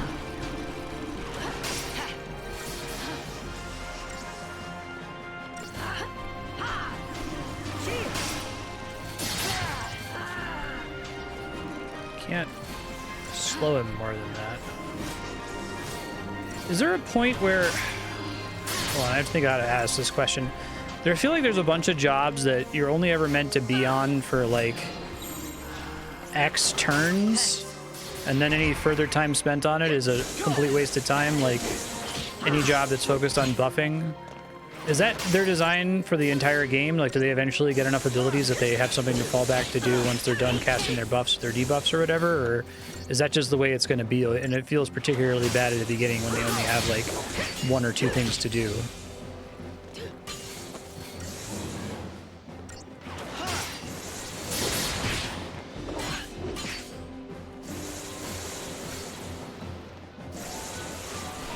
When they're in the air like that, they can't attack, right? It's just how it is. Okay. I guess I don't necessarily hate the concept, but it feels like it encourages me to try to make a paradigm that has characters that will become useless at the same rate. Like, I have to be concerned that, okay, the Saboteur becomes useless after 1 turn, and the Synergist becomes useful after 6 turns. So I need to make sure I never pair those together at the same time. To re-up them in longer battles.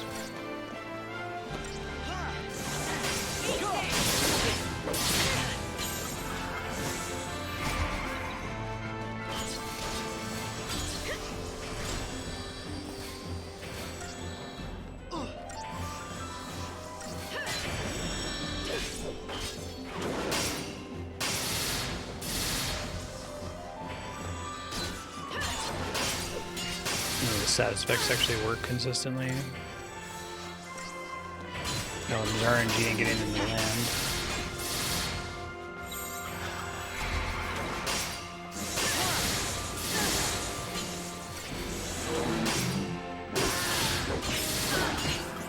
Change of plans. All right. You looking to pay? I see.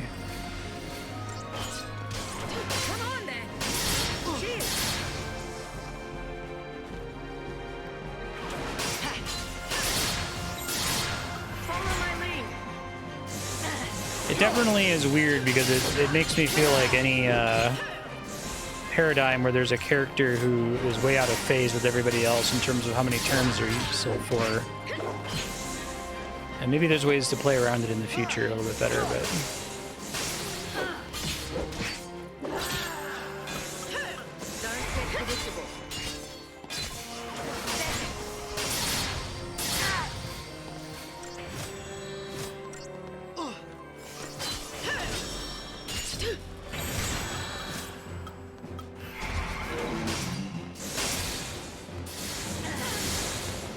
How many rounds will it take until this boss gets deprotect on it?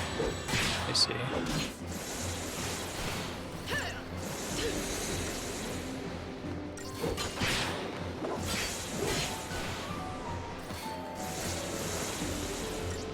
I feel like putting a % chance on protect, I don't know. Maybe that was like their band-aid solution to it sucks to have this character out for multiple rounds when they only really do one thing. I was like, oh, we'll just make it so there's only a chance for them to do the one thing. It's like, okay.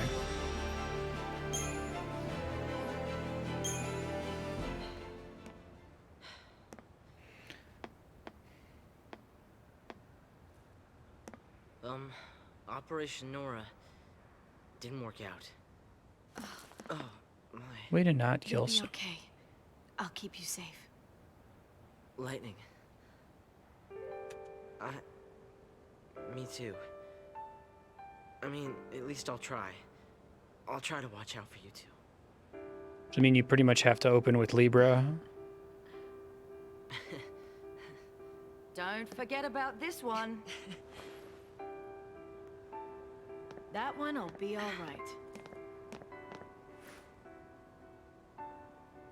Yeah, I feel like they needed to make the ally AI, since you can't micro the ally AI, they needed to make it optimal for every boss. Knowing you'll always be welcome. I mentioned back in like episode 1 that my fear is that changed. auto battle is going to be fine for 99% of everything in this game, and then suddenly it's not, and I'm going to have no mental training on how to do it because the game's been encouraging me to not touch it.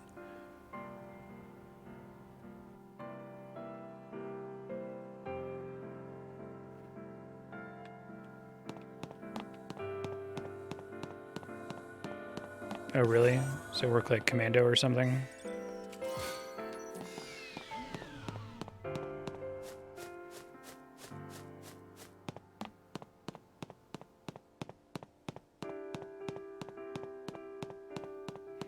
Again, if anyone likes this system, I recommend checking out Getting the Car Loser. It's interesting to see an indie take on this. I wish they would have thrown out the crafting system instead of trying to streamline it, but it's better than this. Hope.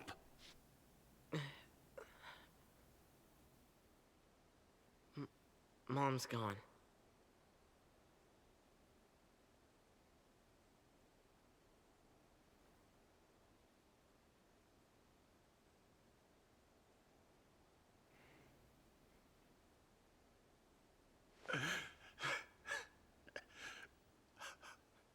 Nora.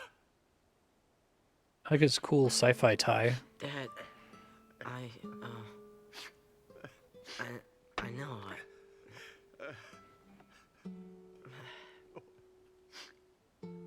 I'll be in my room.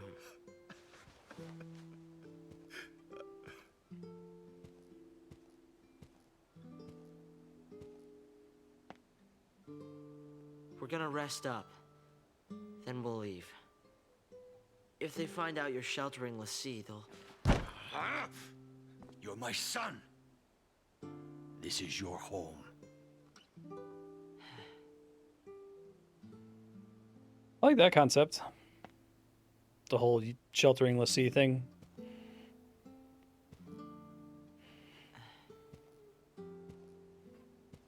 There's a lot of like emotional space in this story for like the facts of the setting to dictate character behavior, which I enjoy. My son. Salaryman dad.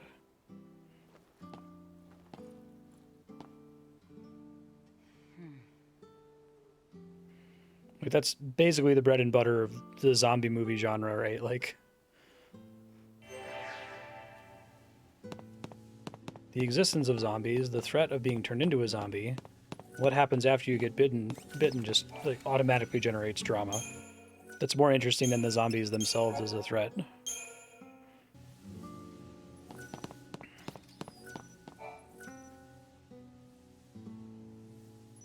What the fuck?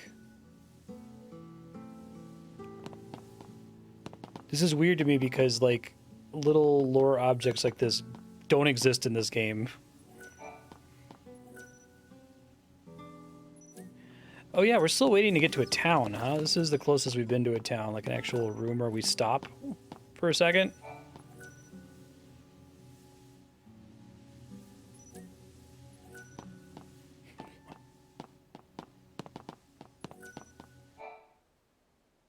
Now for an update on the situation in Palampolum. The Lassie continue their desperate flight, and the military has now launched an all-out campaign to eliminate them. In the event you must leave your home, please follow the instructions broadcast on this channel. Must be the kid's family. Roughly 2,500 civilians believed to have come in contact with the Lassie are now being held in quarantine by the Sanctum.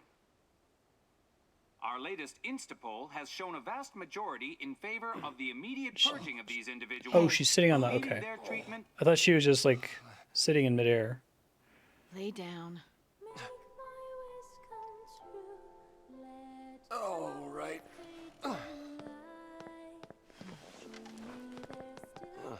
See, you took the kid's toy away. He gave it back to me. Said he didn't need it anymore. Go figure. It was too much. What happened to Sarah? I'm trying to think of another story All where I a could character think really about wants to was, kill another what could I have character, done? and then they have their mind changed through I hated plot myself events. for not trusting her. I guess it's in, like, It hurt too much. Dreamfall chapters. I couldn't face it.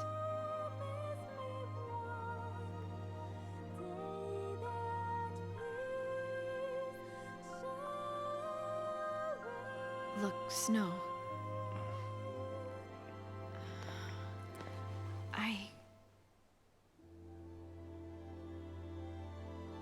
I'm sorry. Forgive me. For what? Everything.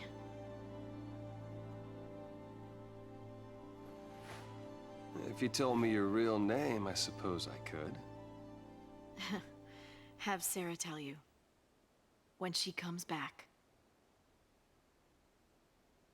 Deal. My dad said he'd like to see you guys. He wants to talk. Yeah, we know nothing about her. We're meant to know that they all care about her through... Like, that should have been the big emotional moment. That we actually really like Sarah. Maybe make us think that she's going to be a more important character in the story, and then she gets turned into Crystal, and you're like, oh, fuck. The blame is mine. I couldn't save her.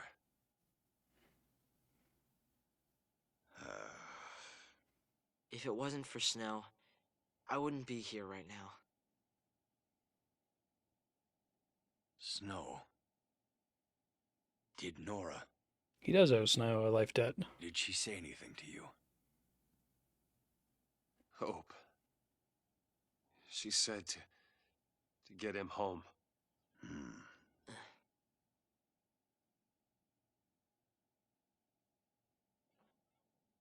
And that's exactly what you've done.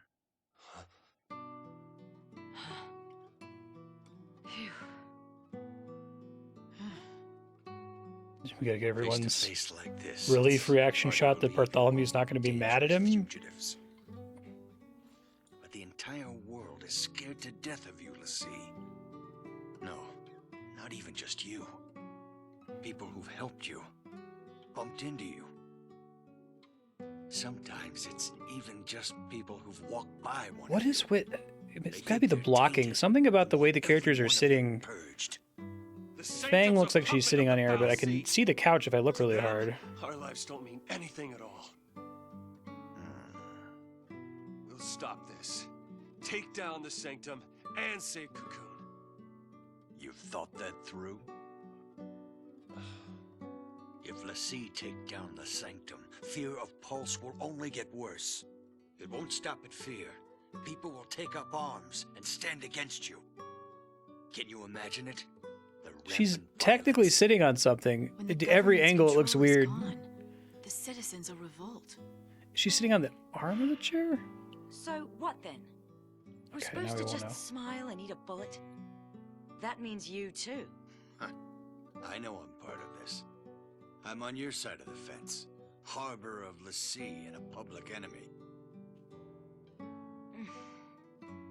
Coming here was a bad idea. This is your home.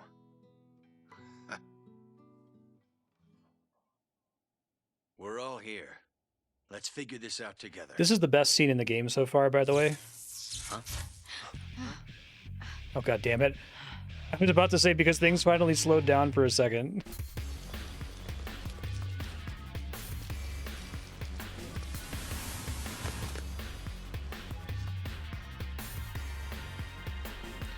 Yeah, I noticed the over-the-top Japanese apology style, but are they? I guess maybe they're intending these to be somewhat Western. Hope! In the back! You're not ready for this. I'll stay here. Snow, help my dad. The game can't help itself. It has end of Final Fantasy VII Remake energy, where it's fucking bursting at the seams to...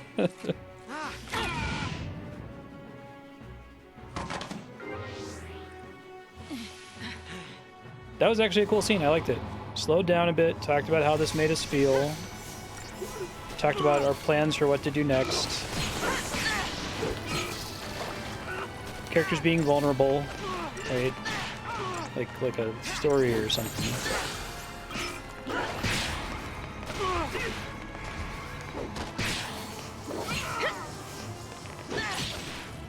You can see the exec at Square Enix like,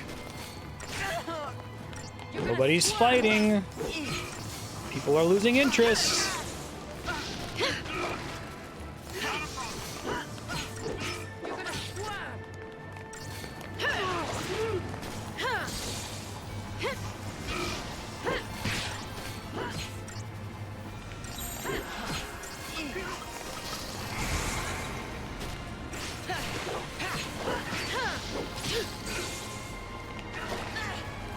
King of apologies.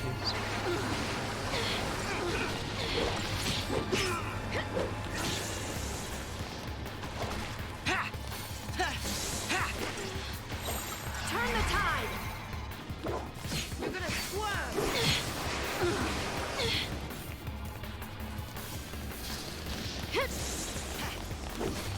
Now you can start the timer on time spent when there's reason to feel invested in the characters. Yeah, exactly. Let's wrap this up! What, 14 hours in?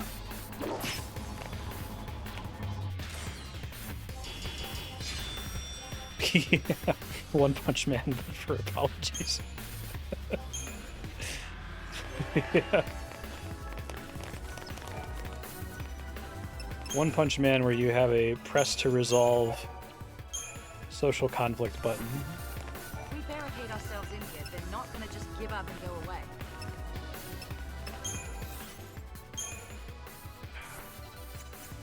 Who's technically in my party now? Like, can I also switch out other people, or am I just scripted to only have these 3 right now?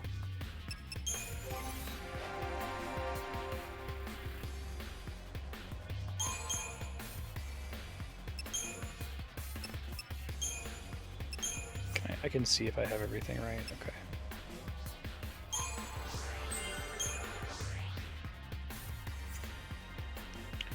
Still a strength node I haven't activated somewhere.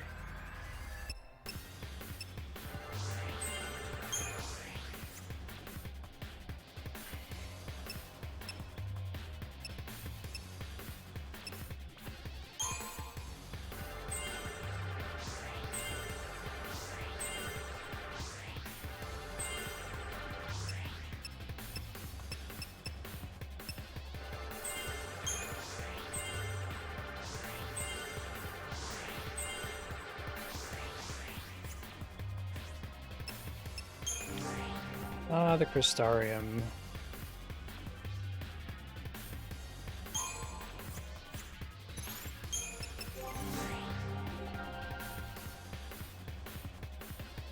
My kingdom for a fucking list.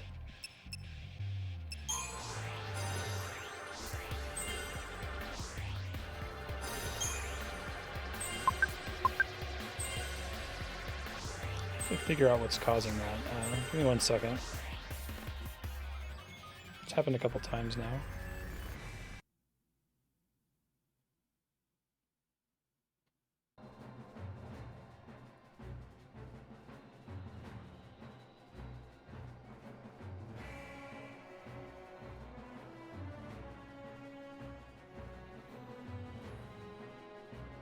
Okay, I think I fixed it.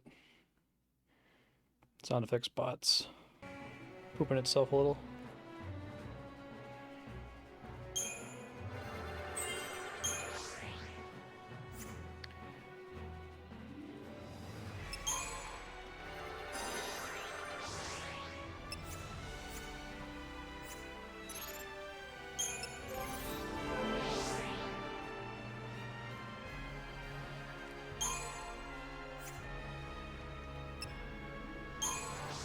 I kind of wish it just wouldn't let me access Crystariums that were already max.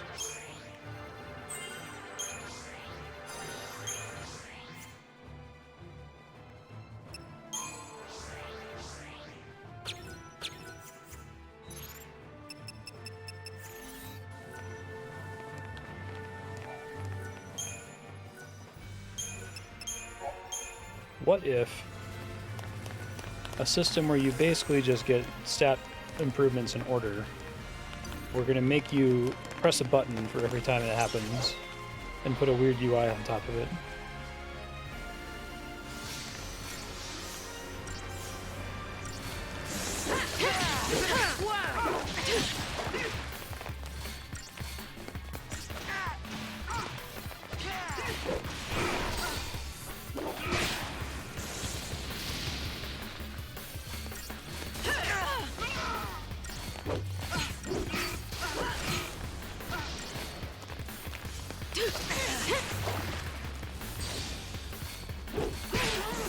I feel like this game would benefit from the little gambles you can take in getting the car loser to make the normal mook fights also require you to pay attention. Because I'm worried that now I'm gonna occasionally get mook fights where I can just sit on Commando Ravager paradigms and win without having to defend or heal ever. I mean, I might die now, which would make all of this very funny, but...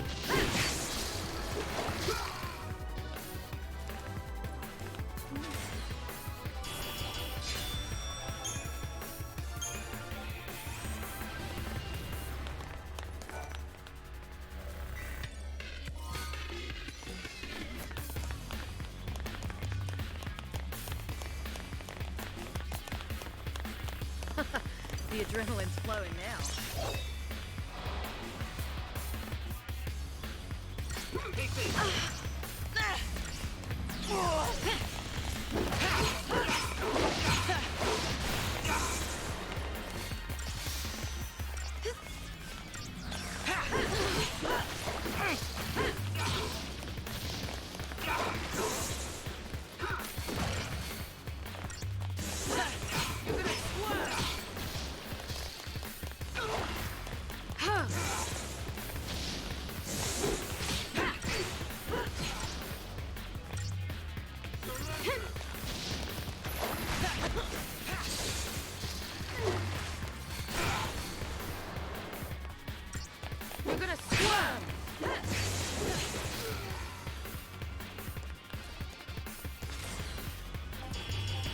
Yeah. The Crystarium is really bad.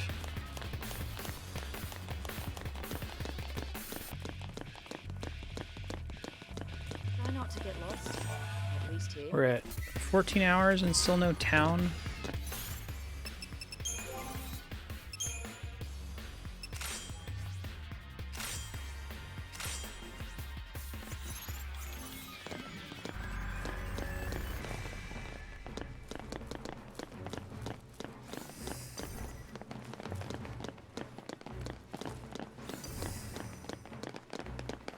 There's a thing I have to interact with, I think. Okay.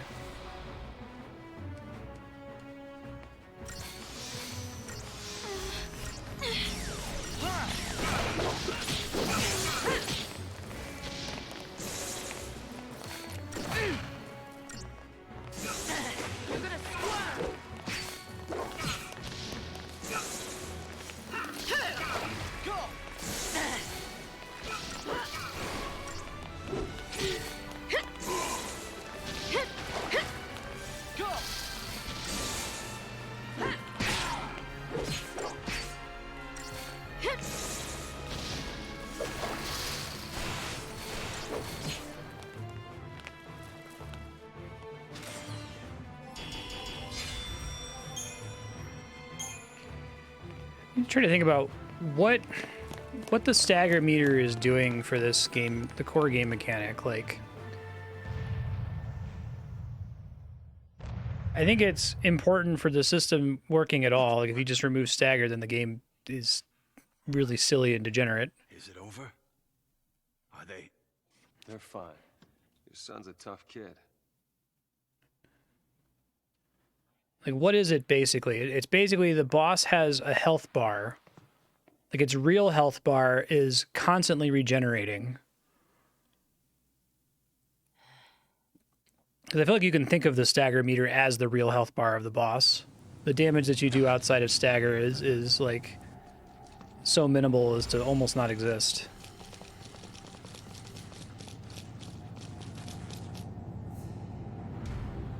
Trying to imagine what an even simpler version of it would be without there being a separate health and stagger.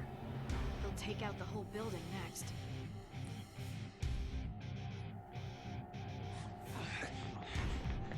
Dad! Hope! Thank goodness. Are you hurt? No. How about you? Still in one piece.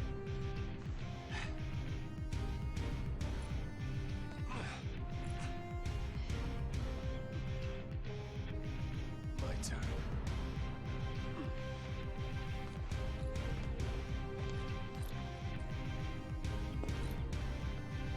The stagger bar exists to create opportunity cost for tanking or buffing or debuffing. Fortunately, his hand is immune to bullets. I'll show you what a Lassie looks like!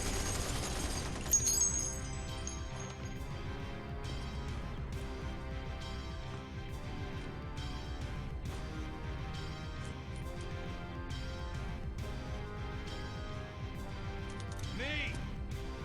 I'm a Lassie! Surprised? Expected some kind of monster?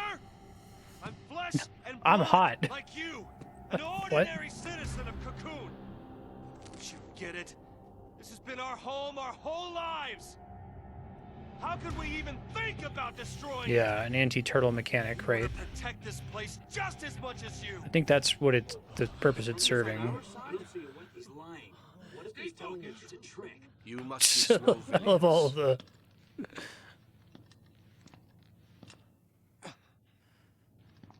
the banter there. Rabble, rabble. I understand your plight.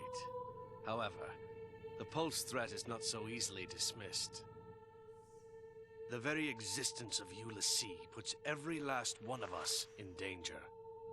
Tell me, do you really think your life is worth more than the lives of millions of Cocoon citizens? I do not. And so, it falls to me to order your execution. It's that simple.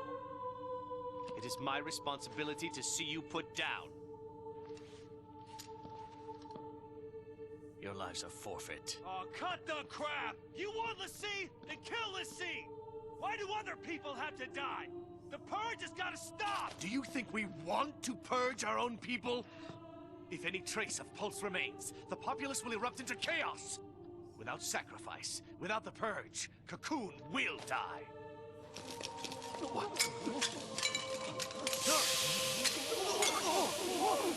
Who fired? I gave no order!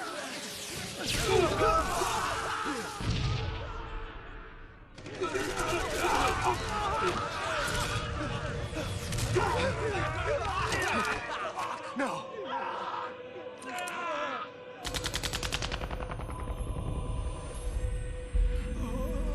People die when they're shot in cutscenes, I assume.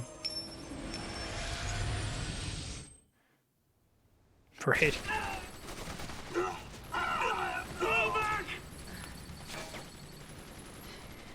We're leaving.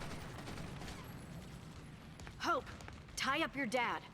I didn't see a body. He's We fine. threatened you and forced you to He's help gonna come us. back with an eye Got it? patch. There must be something Do else. what she says. They went to the trouble of giving him a name.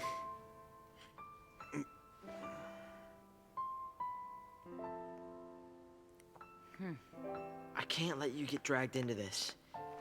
I want to stay here, but there's no place for a Lassie. I'm going with the others.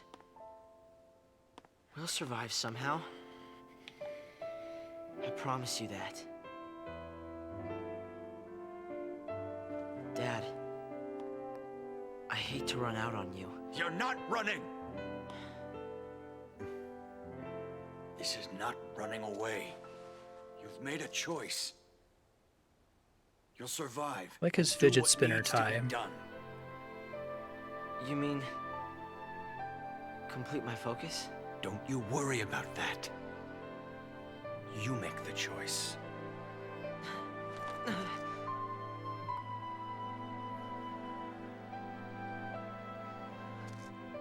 Wish I got to spend more time with you, Dad.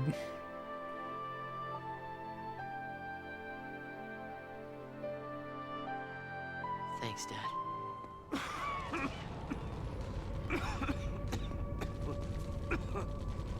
Trying to, like, thought experiment fix this game is intoxicating. Because it doesn't seem so horribly broken that it's beyond fixing. It just seems to come down to doing things in a bit of a different order, spending a little bit more time in some places, less time in others, right? Catch your breath. I'll throw in some hits for you. It's like trying to fix the Star Wars prequels, right? Where it's like there's something there that's pretty good. Go! Go!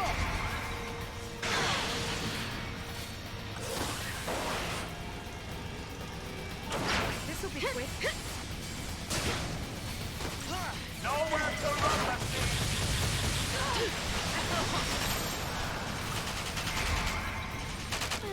Thank you. Trying to imagine a good Sonic game. Yeah.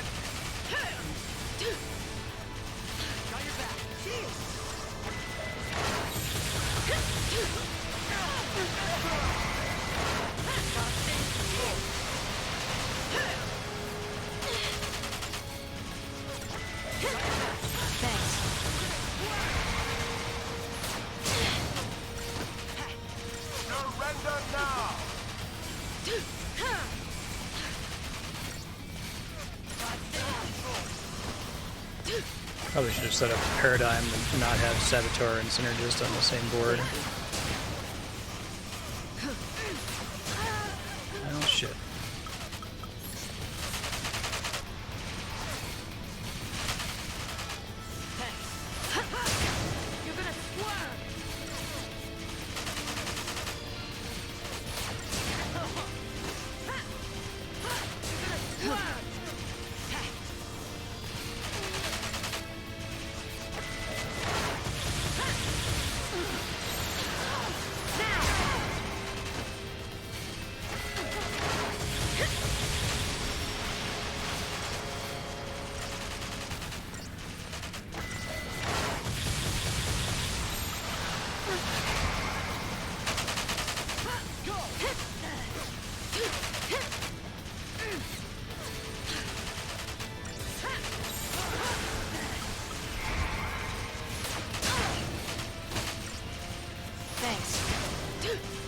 You're gonna swerve!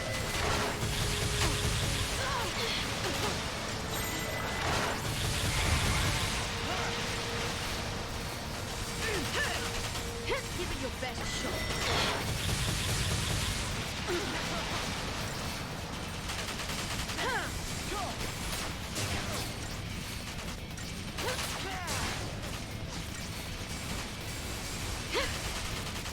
Give it your best shot. Give it your best shot.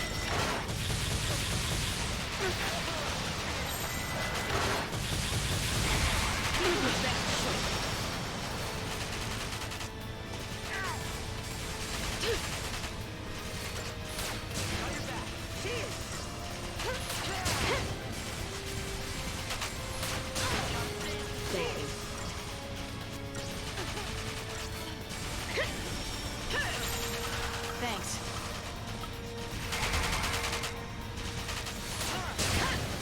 You're gonna hit one.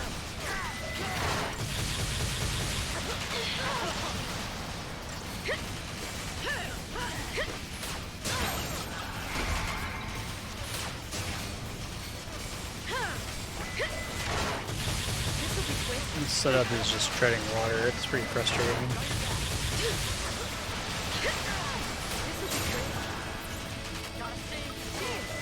Is there any way to know if an enemy is immune to, should probably just summon.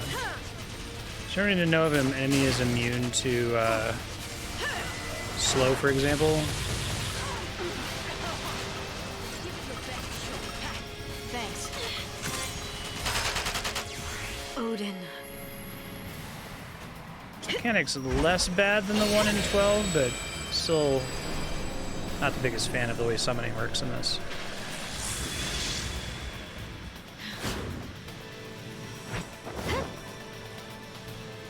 Clear the field. Show status resistance. No. You are surrounded.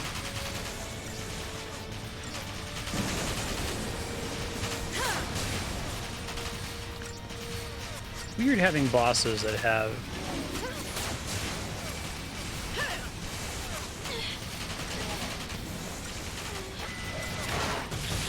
multiple things you can target. I guess it's necessary. It's like the one choice you make when you're actually selecting auto battle, right? It's the reason why you can't just Lend me your blade. completely mash the button or remove the ability to. I feel like they have you press the X button on auto battle just so that you have something to do during most of combat when not doing paradigm shifts. You'll carve out a new fate. Nowhere to run, Leslie. Say goodbye. I asked this before, but auto gestalt will end on Zantetsuken and use the rest of my points not stupidly. Wrath of Odin.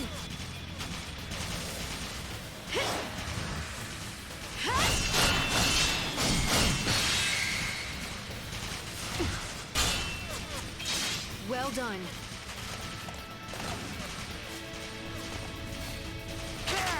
Okay.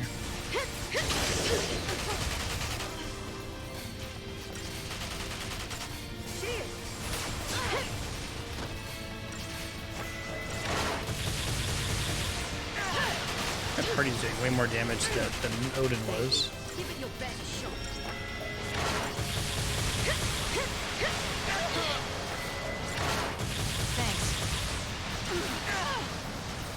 Thanks. There's no reason to manually activate different abilities during the summon.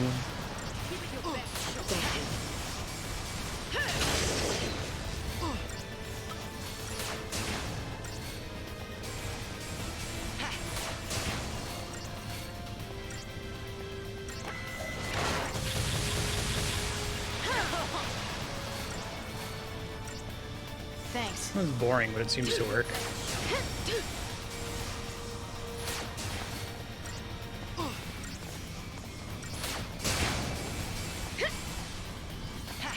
Thank you.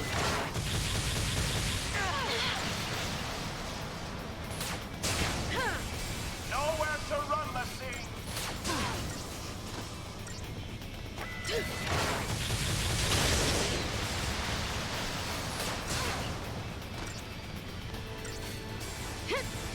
Surrender now! Thanks.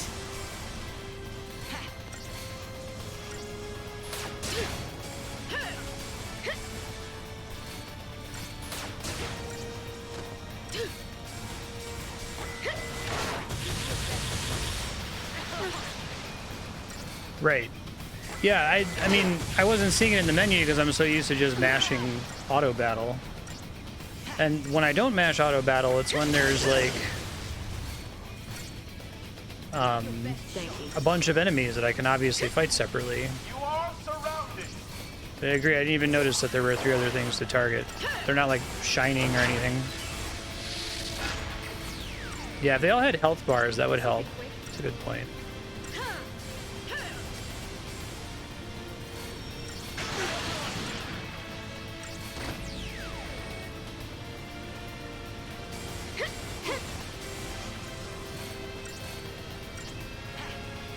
This is boring, but it's working.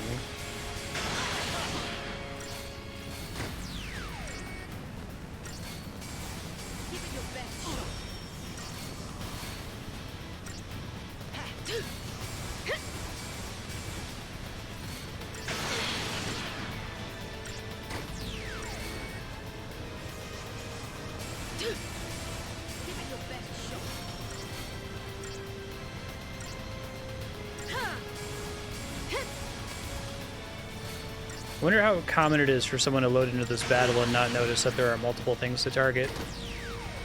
It might just be that I'm blind, or I've been playing this game wrong, but...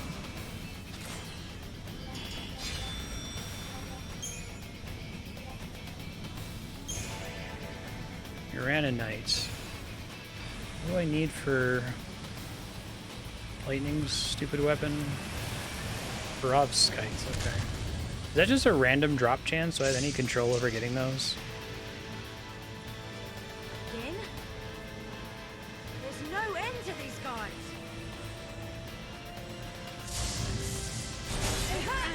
Thanks, friendly laser.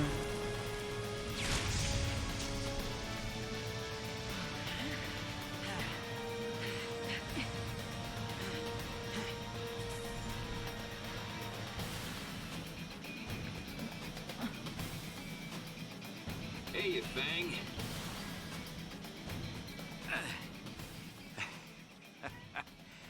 Need a ride? Don't get cute. Right, let's move it.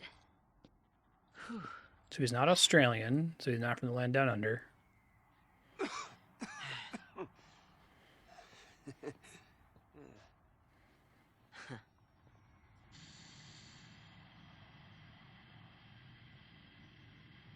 Take care, Dad.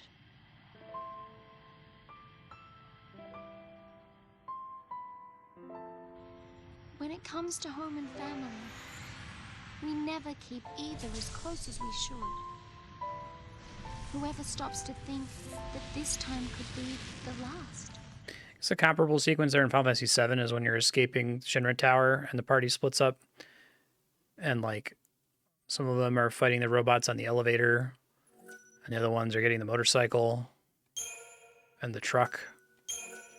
I feel like that scene works pretty well. Nautilus. City of Dreams. Are we in a town finally? Heck yeah. Seasick? Nope. I'm fine. Okay then.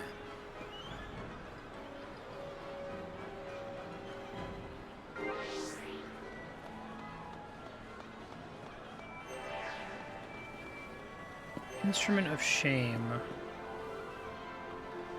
You know, I just noticed that this game has black bars on the side. It does on my monitor, but it's worse on stream. Let me putz with the settings for a second to see if I can fix that. I don't know if that's been in previous episodes.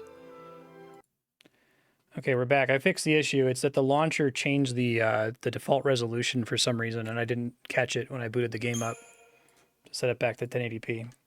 That's why there were weird black bars around everything, and the game looked all stretched.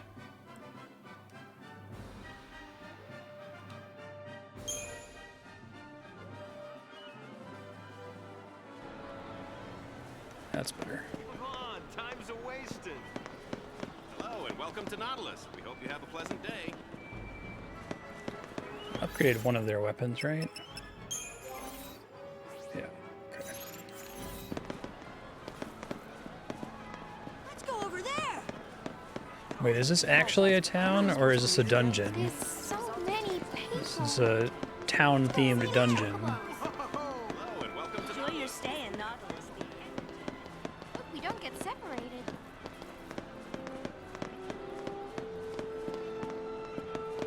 I want to go to the Fiend Lord's Keep.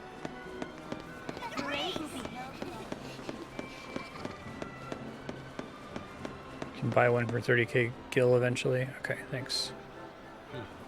Not a lot of security. For these people, the Lassie panic must still seem like a world away. Huh. Huh? Oh, hey. Looks like they're putting Eidolons on parade. Hate that Sorry, pronunciation. What do you say? Go check it out. Sure. Huh? It's how you actually pronounce it, but I hate it. Eidolon sounds so much cooler. The Lassie, who surfaced in Palapolum and attacked the city's citizens, are still on the run from authorities. Sanctum soldiers are tracking their location, but have yet to engage the fugitives. The presence of hostages has been confirmed. I got some great camera footage of those cutscenes. What's wrong? It's her. Yup. Looks like the army finally found him. Hostages? They should just blow them away with the Lassie. They're all infected by pulse or something by now anyway. Maybe this is in the codex, but they keep wanting to tell me that everyone thinks that, like, Lassie quarantine is a thing, and infected by pulse, and you gotta kill him for everybody's safety, but I don't know. Like, I feel like we needed to be members of regular society that were on the other side of the whole Lassie thing, right? That, like, we were cheering for the Lassie to be destroyed and their hostages to be destroyed and whatever. And then, like, oh shit, now it's happening to us. And now we see that those guys that it happened to earlier may not have been bad guys all along, right?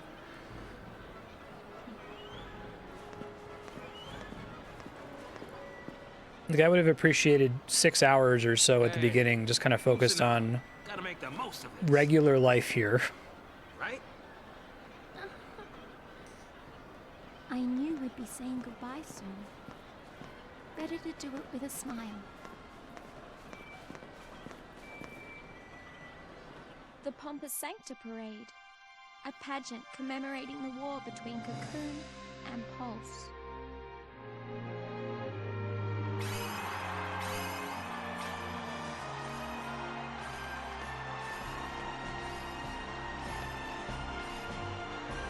The show is starting. Look.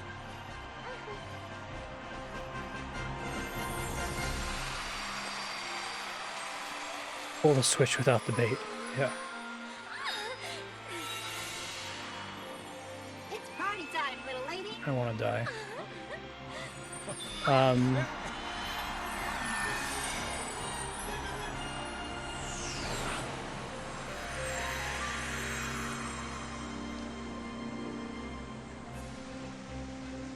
Especially, they even had it as a plot hook that, like, one of Lightning's thing that she does is hunts l'Cie, right?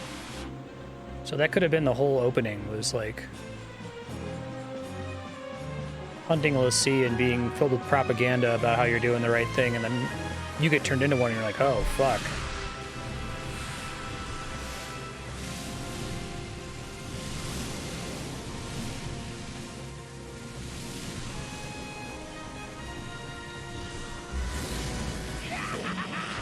With pulse-born spite and savage might, I will destroy Cocoon! Here comes the attack from Pulse.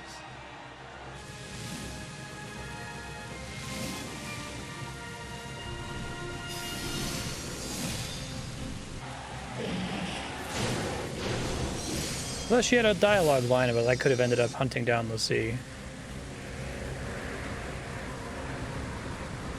I like the Ifrit thing, but... With trusty blade and Falsey's aid, I will defend Cocoon! To battle! You dare oppose me! So I guess this is comparable to like the Blitzball game or like the opera in Final Fantasy VI, or like going to the Gold Saucer. Oh my god. This kind of thing can't just fucking happen. Like, you can't just have this happen.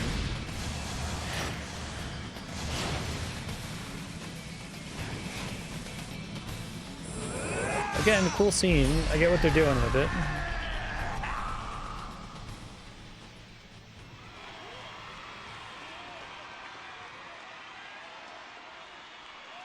Oh yeah, no, I remember them talking about turning into zombies and stuff, but Sometimes I had to wonder.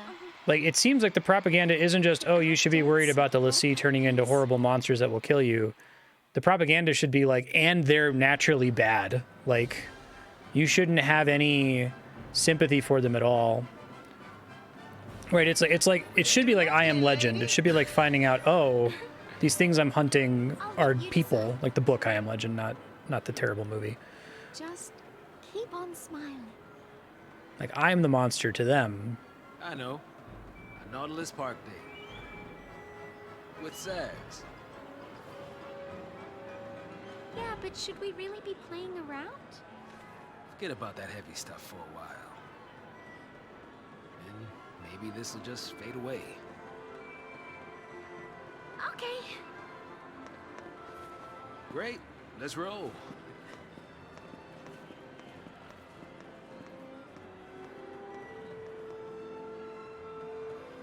So I loaded in, I turned a corner, and it played a crazy Cirque du Soleil cutscene, which is kind of cool, but also out of nowhere. So this is the city of dreams? I know that show must just follow the crowd. Forget it.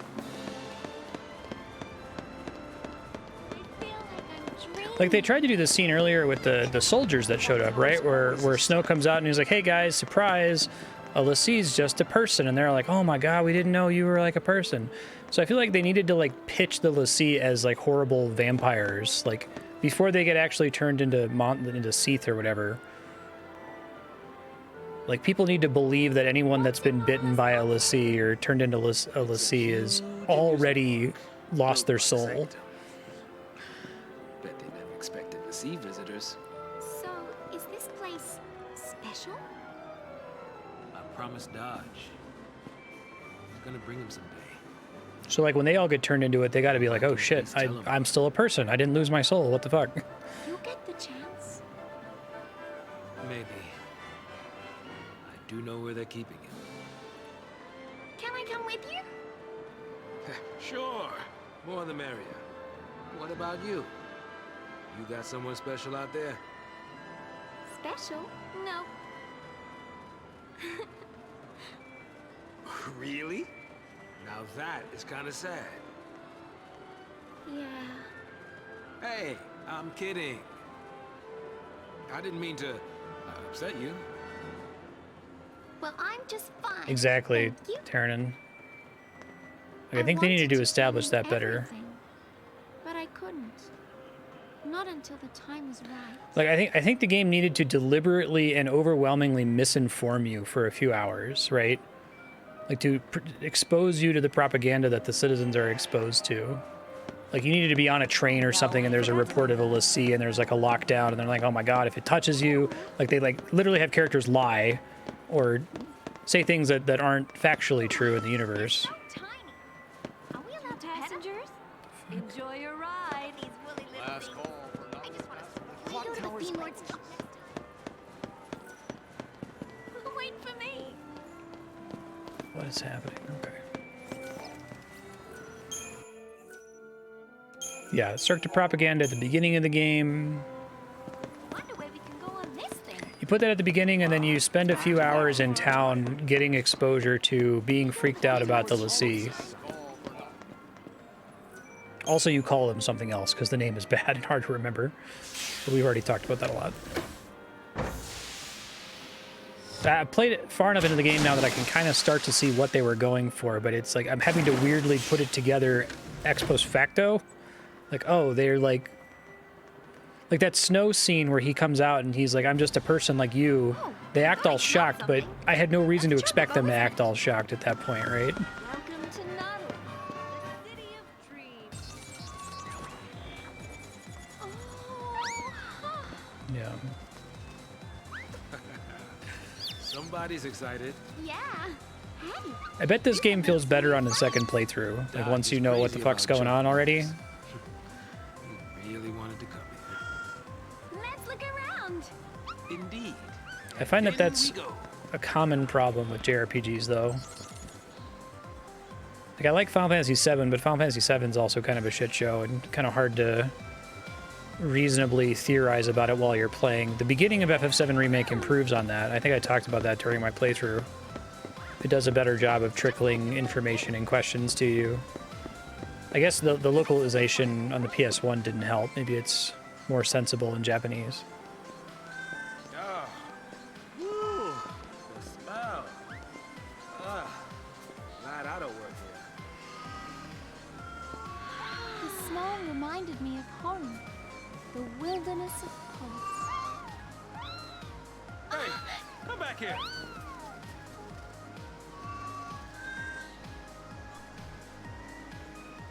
It still has not spelled out. Yeah.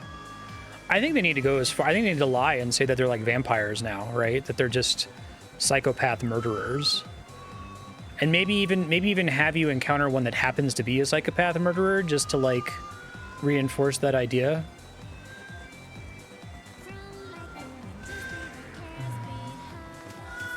Oh my god.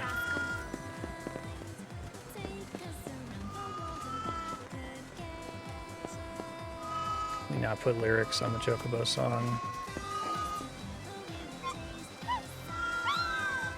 Yeah, Sin's Toxin. Yeah. That game is so useful as a point of comparison to other games.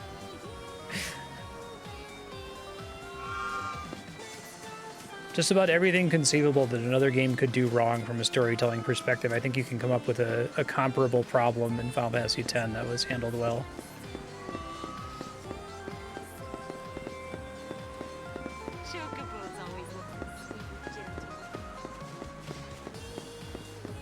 Chocobo theme has been dead since Uematsu left. I appreciate that they try. I guess Soken does an okay job with it. I thought it just showed me where it went off to. Oh my god, invisible wall. What do you want from me, game?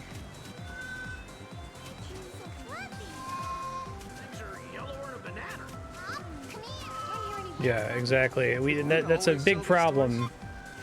We understand viscerally what sin is, what the threat of sin is, very early in Final Fantasy X. Like, the game has also taken steps to inform us that we should suspect that there's some fuck shit going on, right? Because, like, the whole opening with when like, Auron talks to it and is like, are you sure? And you're like, what? Like, something's not right here. Also, everyone's saying I was affected by Sin's Toxin, but I don't think that's actually what happened. So everyone's clearly misinformed in some way, but it's in a way that is interesting and I have to like think about it. Why is this happening right now? Why is this? What is this sequence supposed to be? Is it getting me acquainted with this small area?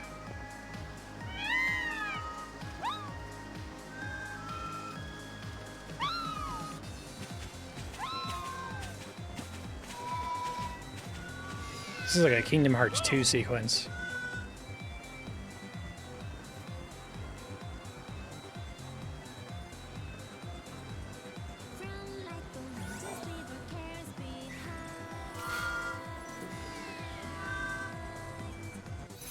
Okay.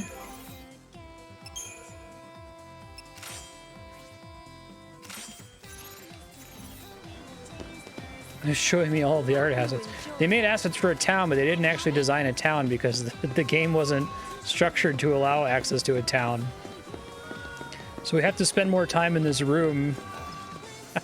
I think that's actually what happened. Yeah.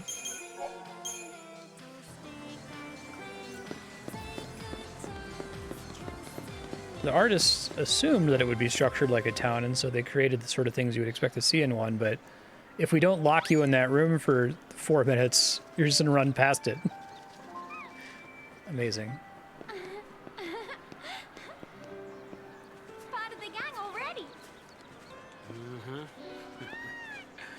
Always good to be among friends. The fun times are doubled, and your worries feel far away. And nothing ever seems as scary when you have someone to share it with. Yeah.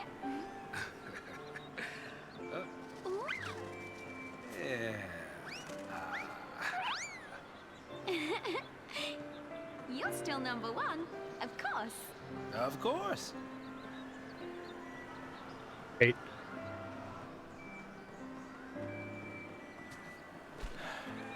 Thanks, Vanille. Now, when I see Dodge, I can tell him about the chocobos. Because of the little mini game I have you do. Oh my god. Psychon, you mean? I like mini games. I like shit like that. It just was so arbitrary, though. They're running tests. They're trying to figure out his focus. That felt very, I still haven't been able to describe this correctly, Turning but... myself in. The... I know they execute Lassie. I'll wait for this team to finish. This seems important. They're not total monsters. They'll listen to a final request. They'll have to. Before the end, I want to talk to Dodge one last time. I want to tell him about these chocobos.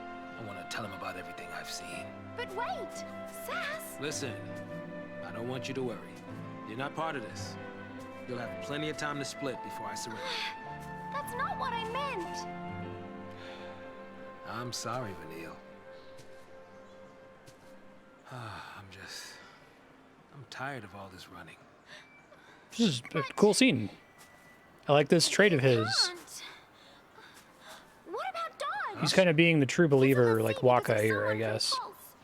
You can't give up without getting revenge. I know who it is. I know who's responsible for the accident. Except when Waka's like, we should turn ourselves into the Maester. Like, we've thoroughly established that he's a true believer at that point, so it makes sense. The Lassie who ruined your life was...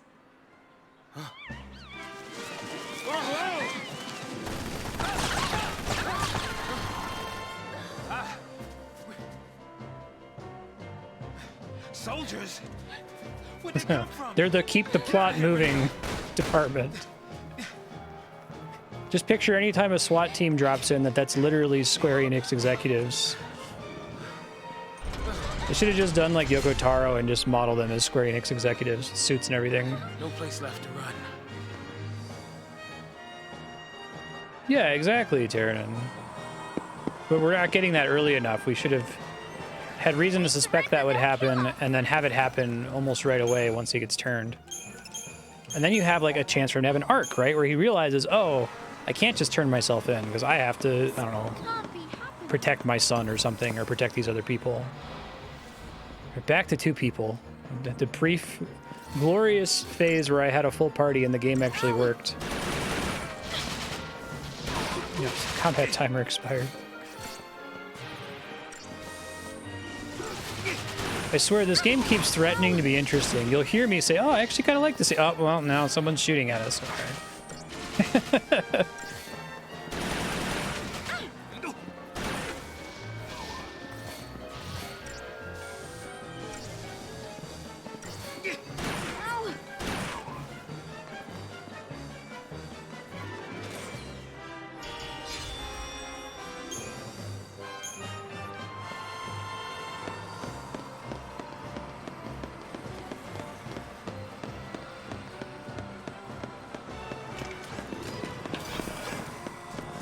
It's interesting that it's happened like 4 times. I'm curious if that's going to continue to be the case. Start getting nervous that the Square Enix Fun Police are going to show up.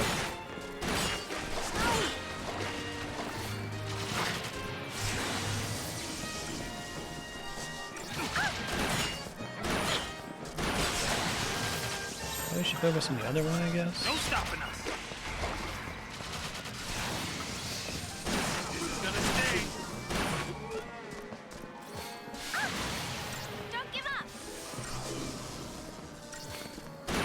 I would like to avoid spoilers if possible. If you want to talk about stuff I haven't encountered in the game, if you type !hide for your message, chat can see it and I will not be able to see it.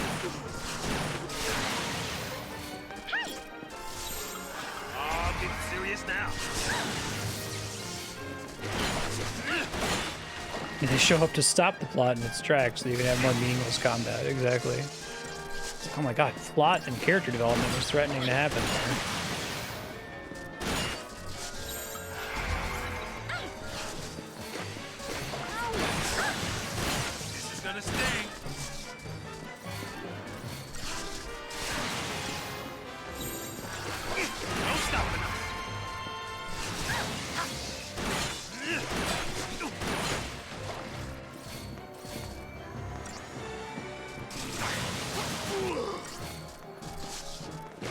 It's baffling.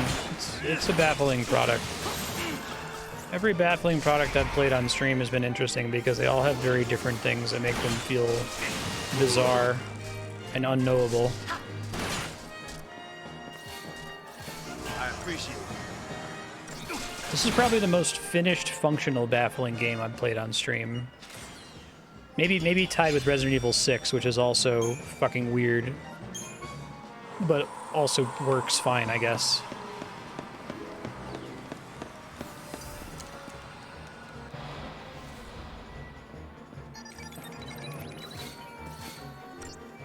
It's a Metro droid.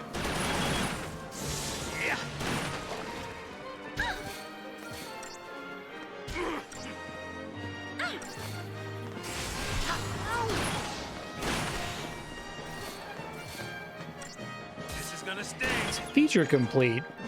There definitely feels like there's giant holes in the story. Like, it's not just an ordering of content problem.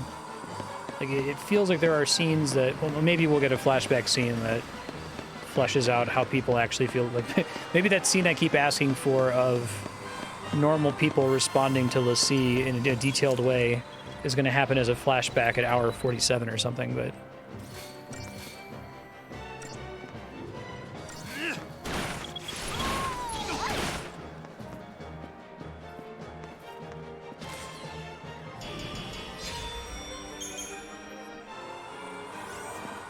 It's like the game has all the right pieces. Like, you got like a Lego set, but they didn't use the manual to put the pieces together and just kind of constructed it however. Which I guess can be fun in certain situations, but when your pieces are story pieces, that doesn't really work.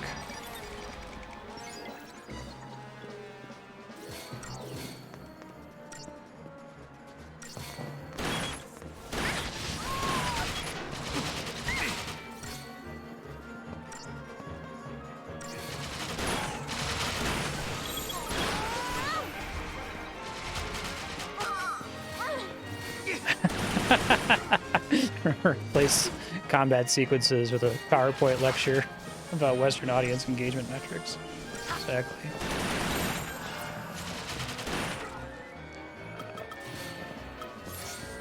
I forget, are Phoenix Downs expensive in this game? I haven't been to a shop in a while to confirm. This is gonna stay.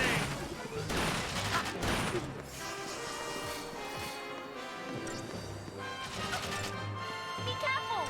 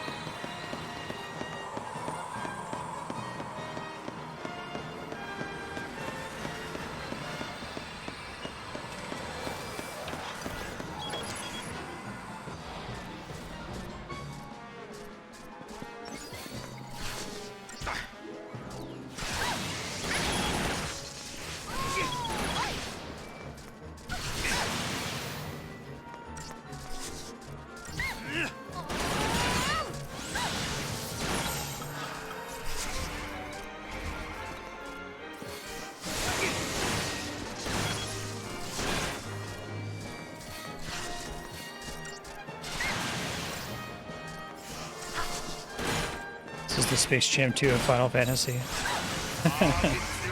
People working on this whose effort shines through in places with corporate edicts and constant bet hedging demolished what Soul had tried to build. Yeah, I can hear that. It is kind of unfortunate for the art asset creators. I feel bad for my comment earlier about not caring at all for the enemy models, but I think in order for me to appreciate the enemy models of a game, like, the game has to invest me in those enemies in other ways, right? Somebody being like, combat needs to be faster, the camera needs to be moving more. They can't believe that this is a turn-based game. Go, go, go.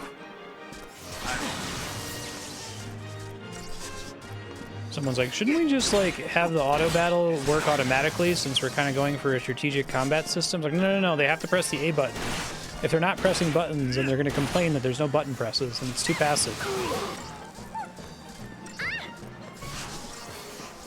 This is gonna stay.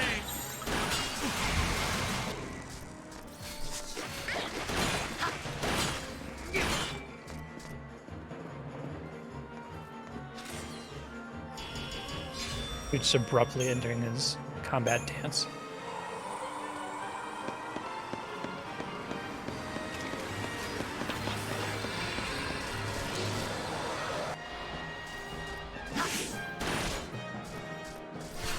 Oh yeah, I forgot preemptive strikes were a thing.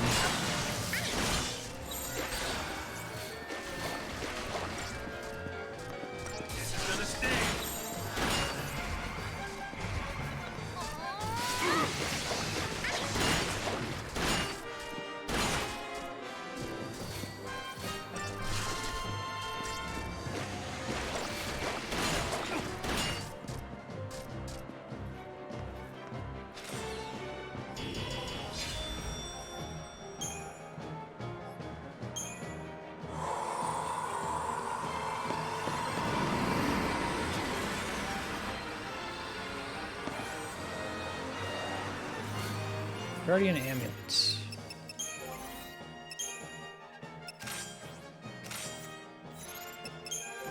Probably can level these up a little bit here. Characters can develop further. Good.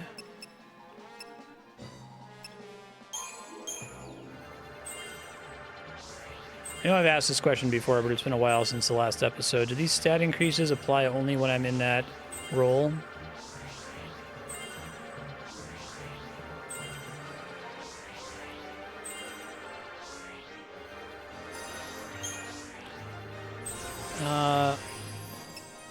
You can check. I've got a live split timer up there in the top right corner of stream next to chat. That's how long I've been playing so far.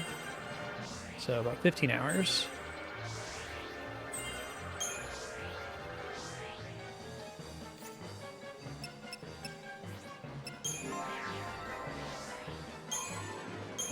No problem.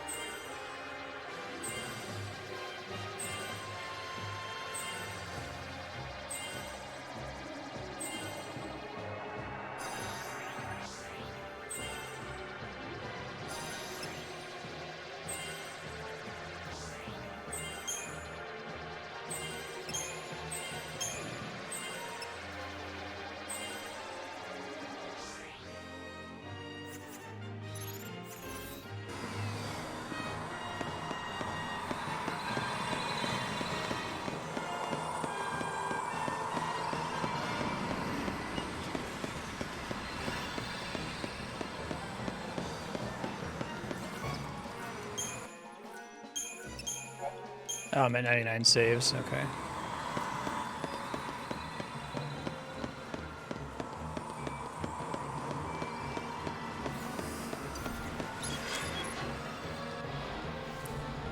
There's like a item I can use to not get detected by enemies to get a preemptive strike, right? But like, I probably should never need that on random battles, as they shouldn't be hard enough to require it.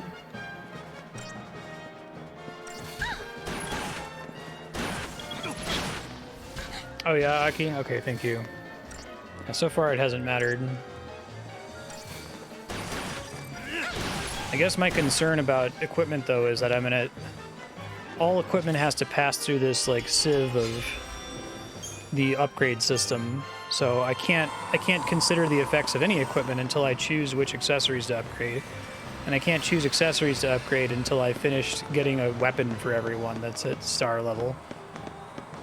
So it's not something that I feel like I can meaningfully engage with at this stage of the game, unless if the passive effect is like ridiculously powerful or something.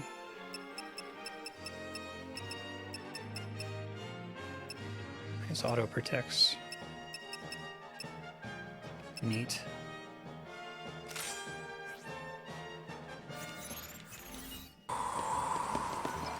This is part of why I really hate dumping like stat sticks into equipment that also has an interesting always-on passive effect. Because it makes me feel like I can't try anything because there's like this massive cost to play with something, right? At least in Dark Souls, virtually everything is a stat stick. Items like the Grass Crest Shield that have an actual interesting passive effect are pretty rare. Not going down that easy.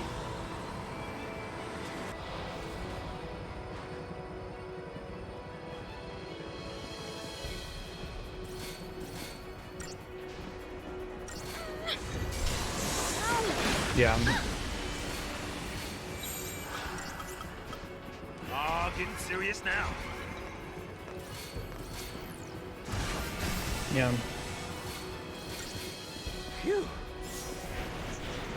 I know I catch flack sometimes for attributing to game design decisions what might be a failure on my part to learn the game well, but I do think that there's a lot of onus on game developers to like train your brain to play the game the way they want you to play it, and that it's problematic when a game actively trains you to do the opposite of what you're supposed to do for a dozen hours or more, and then expect you to change, right? I owe ya. This is gonna sting. Bye, Tumulf.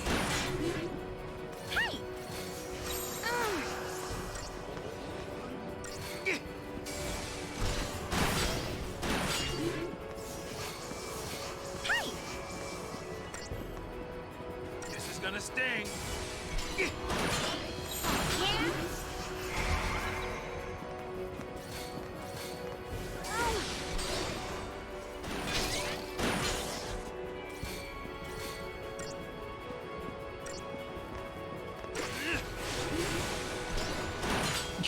Right. I guess it's kind of cool if I stand here and try to look at the model for a second. It's got a little gun dick, I guess.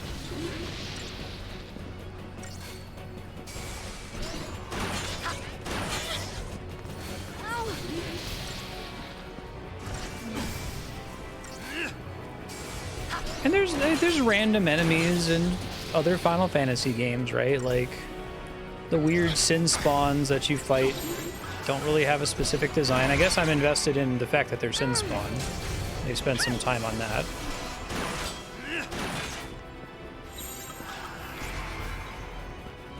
Well, actually,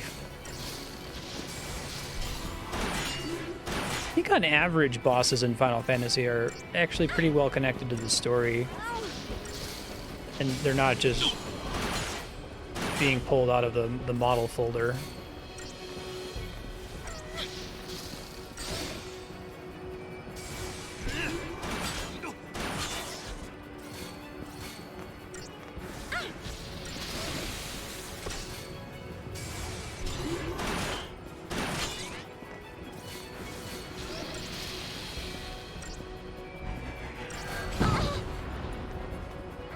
gonna sting.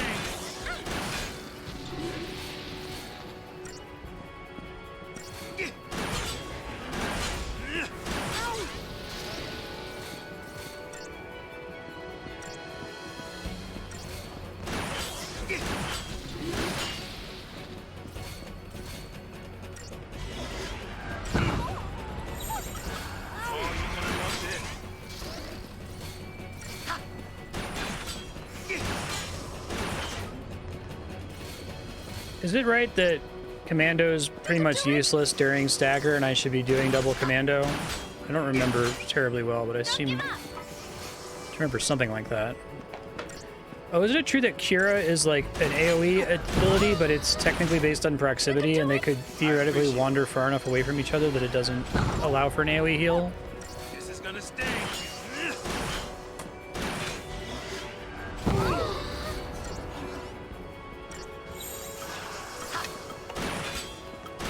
This is gonna sting. Don't give up! I owe ya. Swalla. I don't like using potions in this game. I feel like it's giving up on sight reading the mechanic, but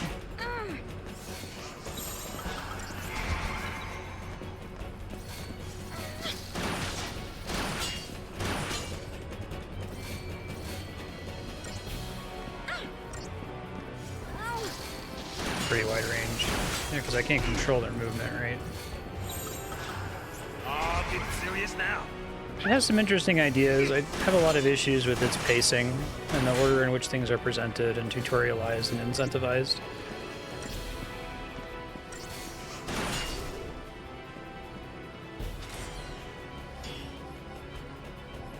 Not great.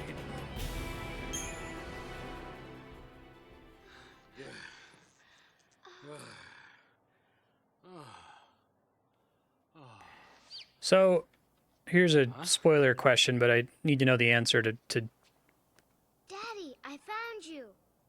Huh? Nani? Is he actually there? Daddy, got you. I'll ask after this cutscene. Why are you here? Because you promised. But how did you get here? TLSC too? Is he just hallucinating?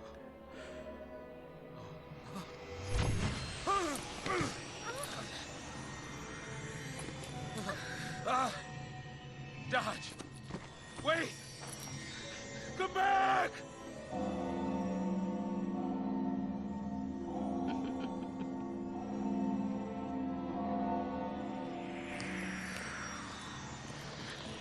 Dodge!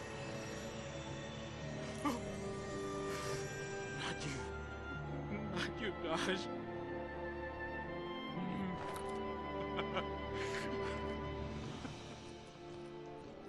The capture of undesirables.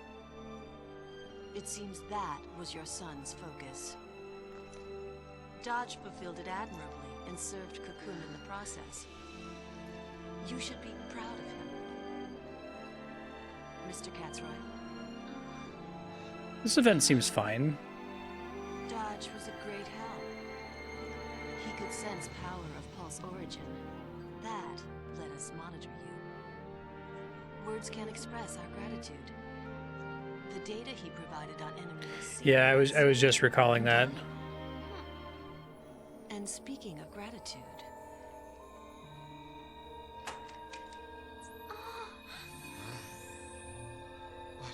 We enhanced the surveillance footage from the energy plant. Those are the Pulse Lassie behind what When I said Lassie, I meant Seath. The pictures It's hard to keep track of all the nouns. I'm sure you recognize that one. Is he going to turn out to be a monster that's in the shape of that? Fang, let's go. What's our focus even matter? What's it matter? You want to be a monster? I just... Keep your chin up. We know the part that matters. Right? We are enemies of Cocoon. Know what I say? Play the part and raise some hell. Might jumpstart our memories. What? The Foul Sea. Let's smash it.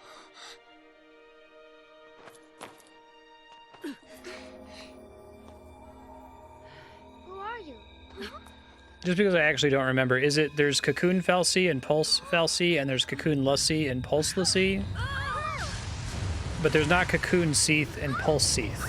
Seath is only a thing that happens to Pulse l'Cie. Yeah. Let me heal.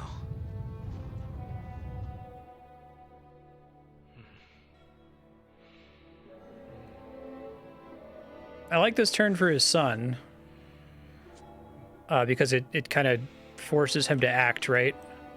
He's had the call to adventure and he wants to turn it down, but now he has to take it. It's the equivalent of Luke Skywalker coming back and Owen and Beru have been burned by the stormtroopers, right? Yes, that young lady's terrorist assault at Iriday Gorge is the reason Dodge was made a l'Cie. Ironic, isn't it? The very girl you're protecting is the one who stole your son. I thought the Seath they had officially transformed into monsters. Hold. Because they took too long to fulfill their focus.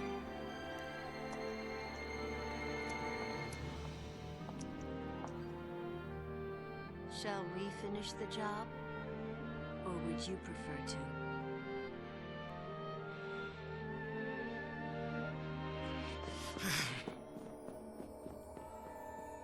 Colonel Labat, what now?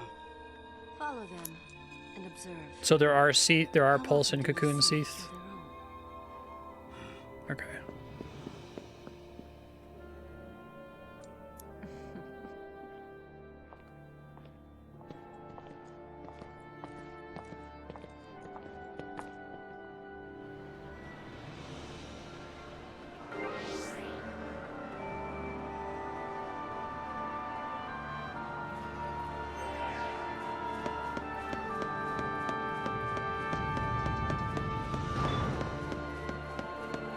I have to remember the earlier scenes a little bit better to, like, think if there's a way to improve what happens with his son there. I think us already knowing that he was a l'Cie made that scene hit less hard. I don't know. Wasn't something I could change. I guess the surprise is that he turns into a crystal. But I'm guessing the point is he had to lead... He had to show up and turn into crystal so that Saj would do something instead of turning himself in. Using them as shields. How many you gotta drag down with you? A coward and a killer.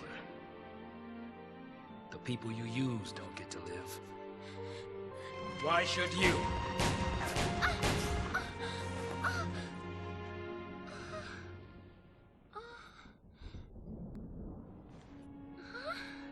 Tired of living with guilt? Right. Then die with it.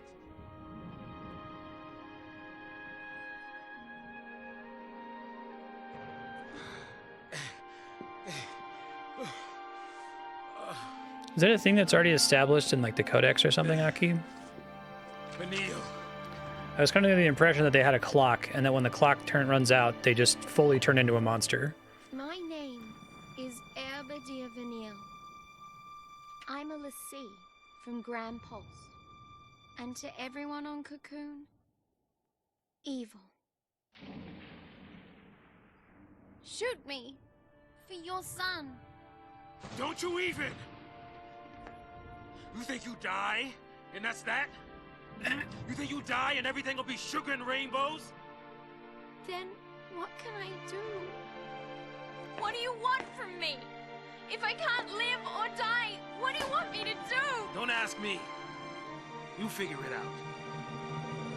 I don't know!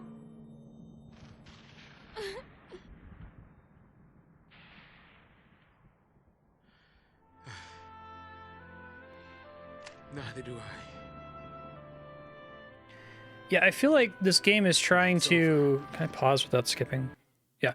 I feel like this game, it's trying to create mystery by delaying revelations about the basic mechanics of the universe, which makes the drama not work because you don't understand the basic mechanics of the universe. Like, I feel like the way you do that is that you lie, right? Instead of not telling the audience something, you lie to them about how something works. you use in-universe propaganda or whatever to say, here are the 10 ways that this universe ticks. And then as you play the game, you realize, oh, that wasn't true. Holy shit, right? Like, you still have a working like simulacrum in your brain of how the whole thing is supposed to work. But then you find out, oh, Yevon, they're full of shit. It's all bullshit. Like, I think you hints along the way to doubt things and kind of try to come to your own conclusions. But here they try to create mystery by just not telling you stuff, I think. Unless if it's all supposed to be in the codex or something. Shooting you won't help. Neither will living.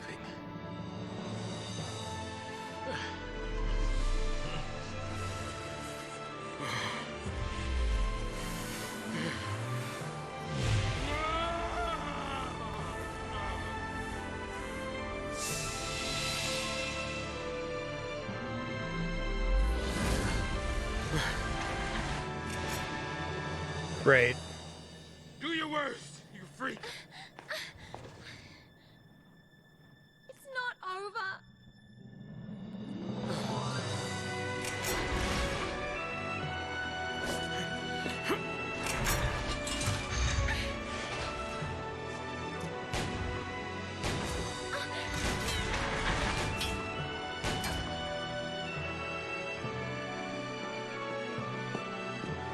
Okay, fine. You want me? Come and get me!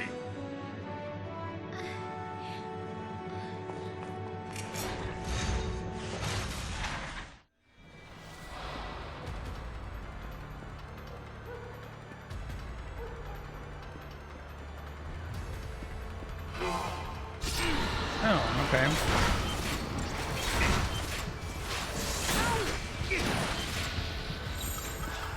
What was anything I can do about Doom? Pretty long timer.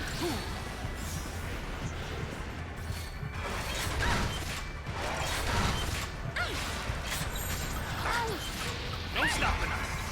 Oh, yeah?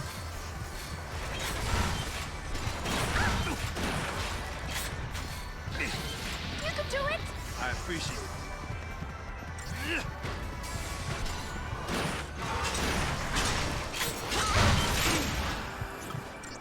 Oh, you're gonna love this.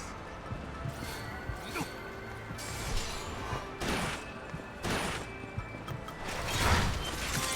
gonna sting.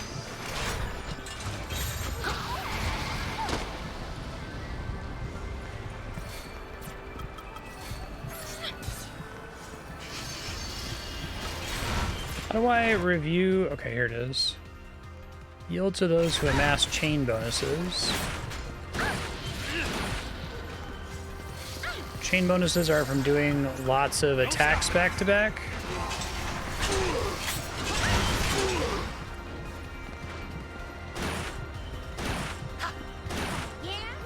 I owe you.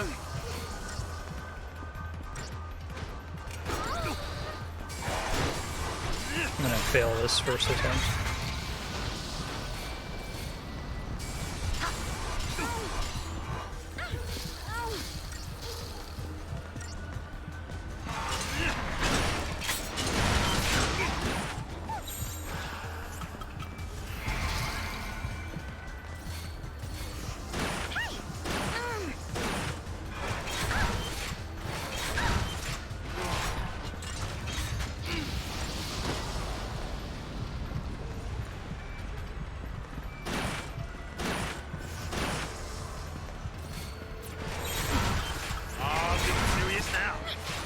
Is it not something that's displayed on the screen?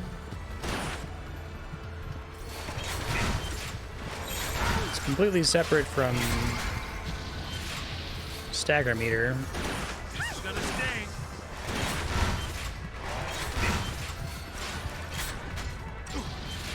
I appreciate it.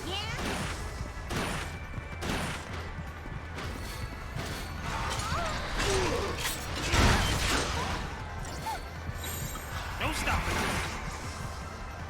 Oh, so the special objective is stagger the boss. Okay.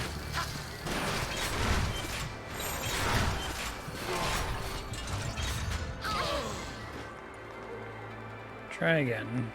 Guess Daddy's not gonna make it home.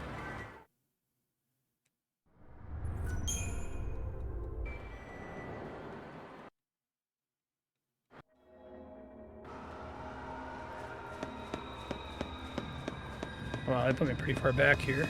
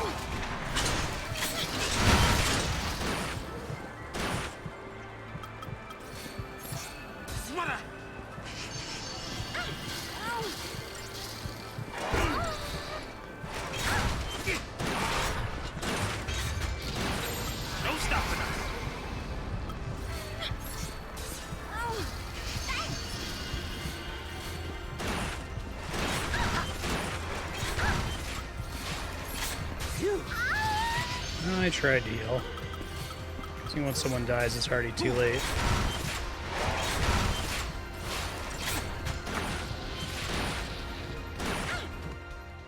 Oh, I can retry from here. Okay.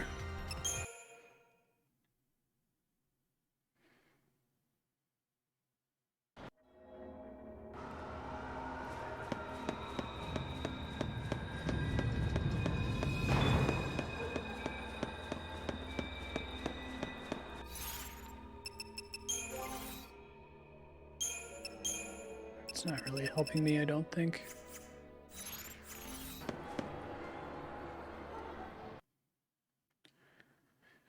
So I understand that I'm supposed to build a high chain bonus. What I don't understand is how I'm supposed to utilize the limited combat mechanics with only 2 characters to keep that pressure up while not dying without just spamming potions constantly.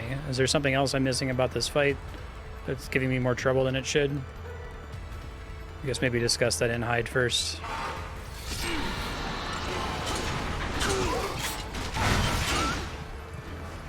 Chain bonus isn't impact, it's just based on how many raw hits they do, I take it, right? It doesn't care about the amount of damage they're doing.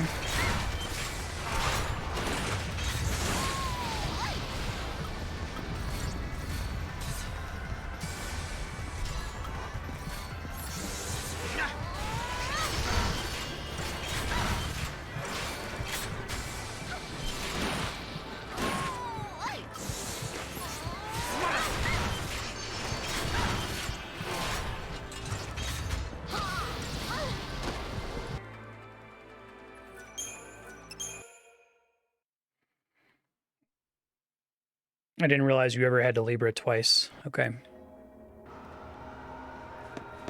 Is this the first time an encounter has required that?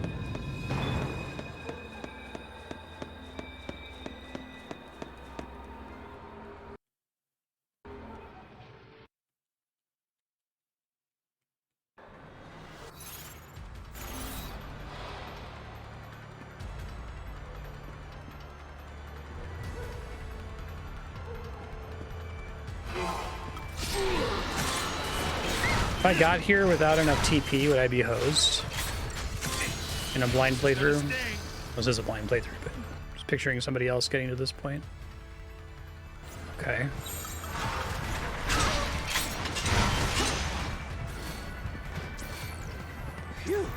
That's extremely strange.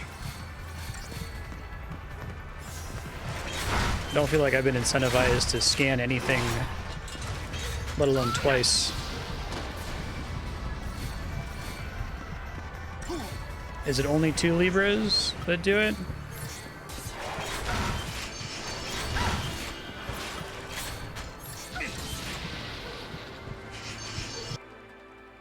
Question mark anywhere after using Libra once.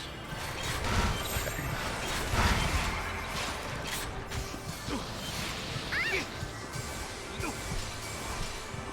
You can sell the Libra scopes though, right?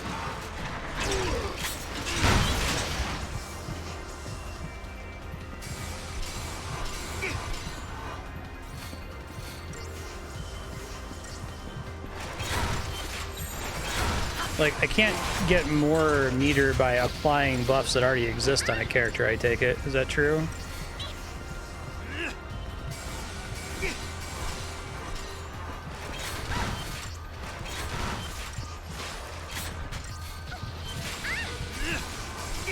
Oh, I didn't realize it would be possible to lose a boss fight based on not having a relevant paradigm set.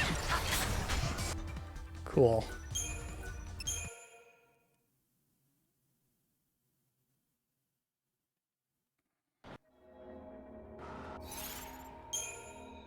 So it's literally impossible to play this game with the starting paradigms that they just give you for individual parties, right? At some point you have to customize or some fights become impossible.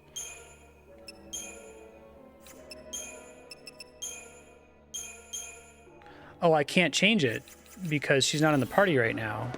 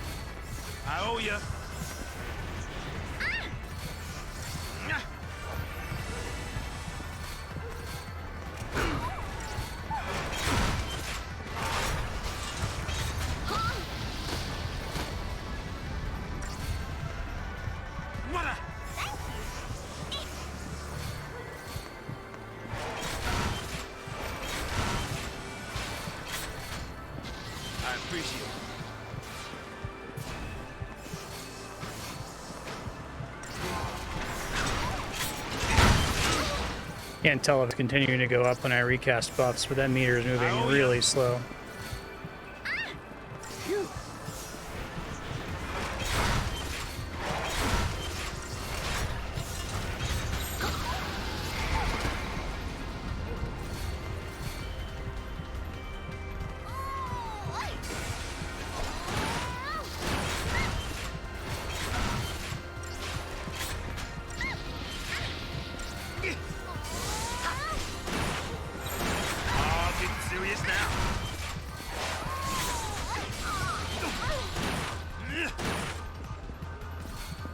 I see.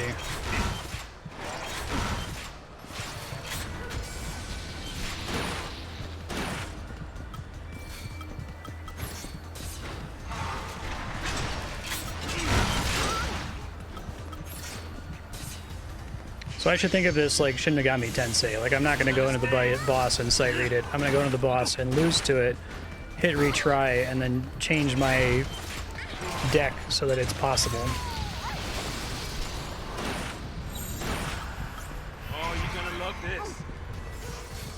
Hopefully when they die, they lose their buffs so I can recast them. I appreciate the Doom counter, at least, to make sure I can't limp my way to victory on this. I have to understand whatever it wants from me, but I feel like I still don't.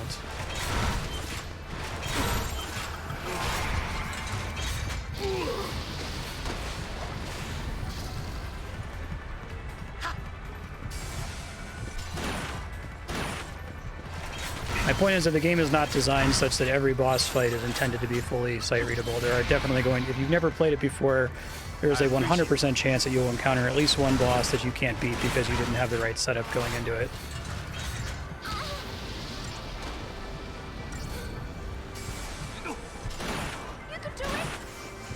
About to die.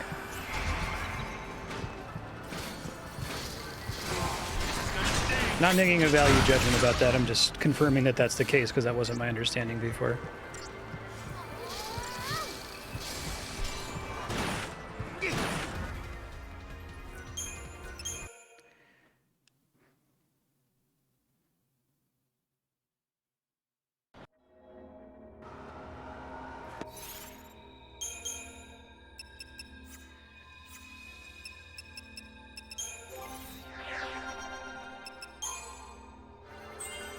part of it, I'm in trouble because I haven't put enough points into Synergist yet, and there's other abilities on here that will count as buffing. Oh no, I can't refund other things, right?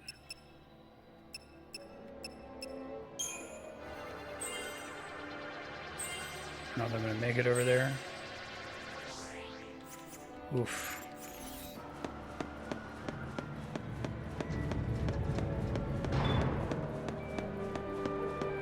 One that auto battle is not going to activate. Oh, is this the nightmare battle where I've been talking about how the game lets you get away with auto battle for 20 hours and then suddenly requires you to not use auto battle once?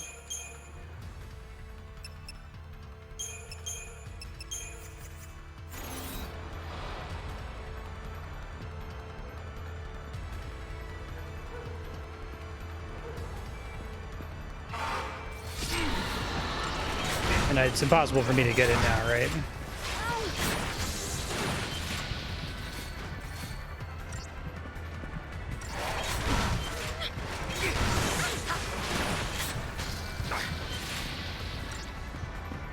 This is gonna sting.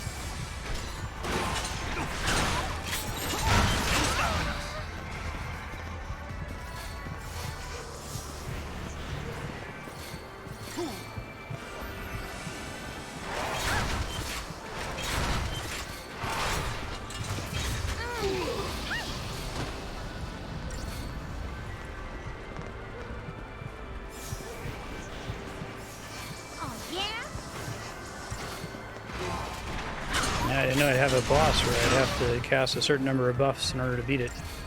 Or I would have put points into Synergist instead of Commando a little bit ago. I might have an old save that I can load back to. It might be pretty far back, though.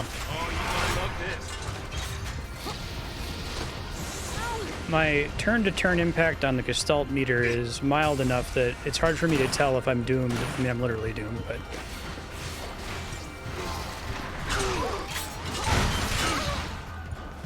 I don't know if I'm already doomed by the time the timer's at 1,000, or if it's when it becomes impossible, right?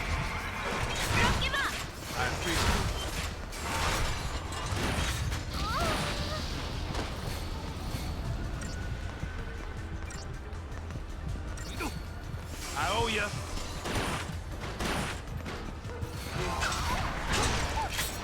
You discuss it and hide first.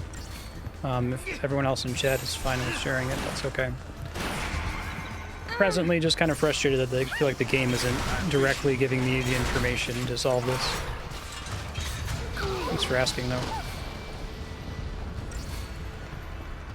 I can't tell if that's affecting the meter at all.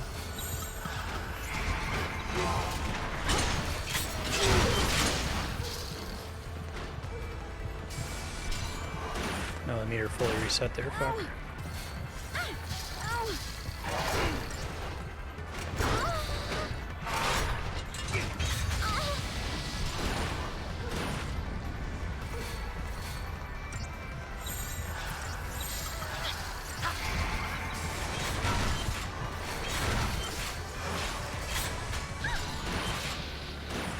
I feel like I've already lost again. Here, why don't I ask the question like this? Have I already lost when the battle starts based on my current selection of paradigms? Synergist plus Medic wasn't enough to make it solvable. Do you think folks think that I need to make some kind of change to my deck first?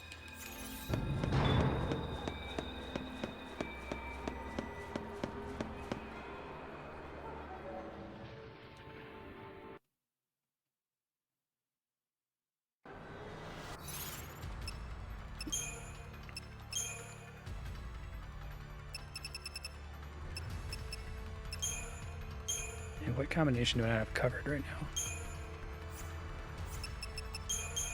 So this doesn't seem to matter. Okay, it's unwinnable based on my current layout. Thank you.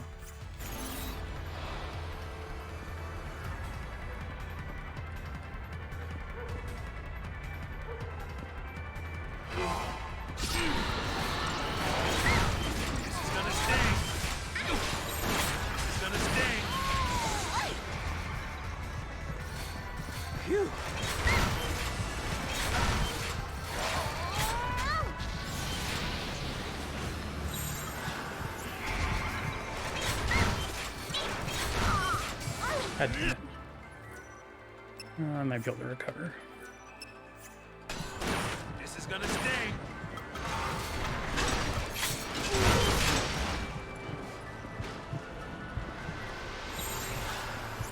No stopping us.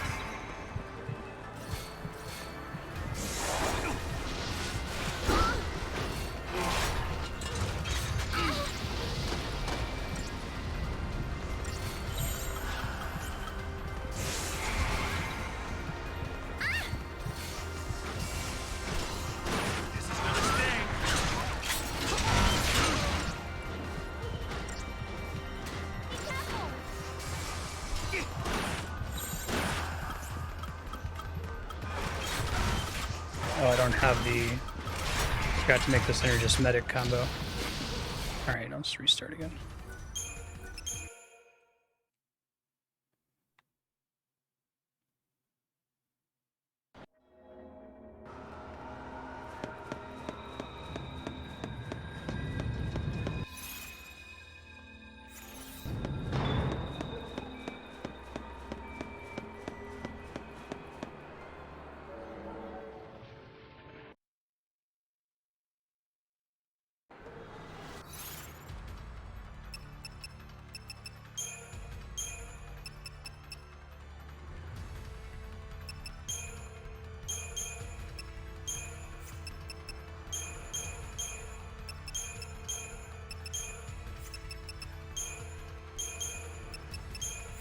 And the only combinations I haven't tried, I guess.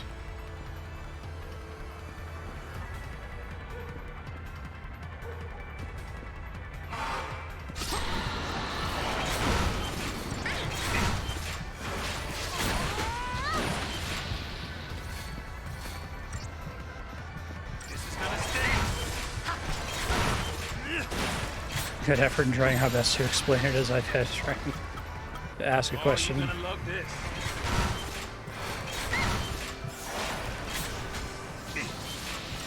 So I should be spending as much time in Ravager as possible, as that is the role that builds chain percent.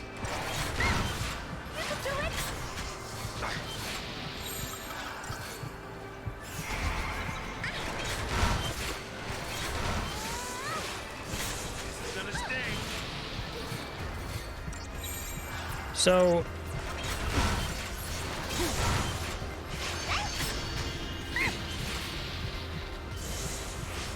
is this the first fight in the game where there's been a meaningful distinction between building chain percent and attempting to stagger the boss?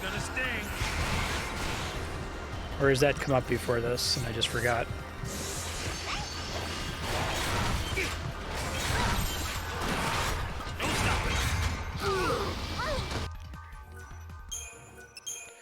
To get rid of more.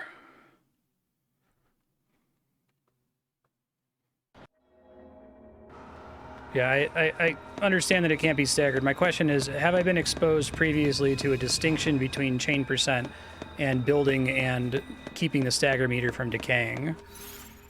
Or have they generally degenerated to the same concept in every other fight up until now?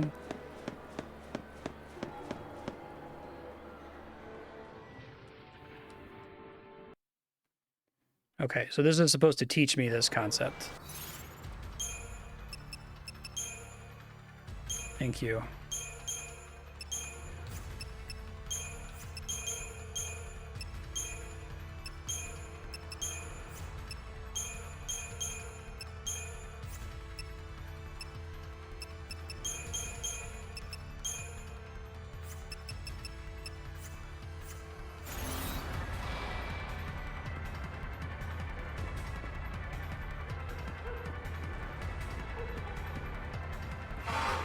So, but here's the thing that I didn't understand before.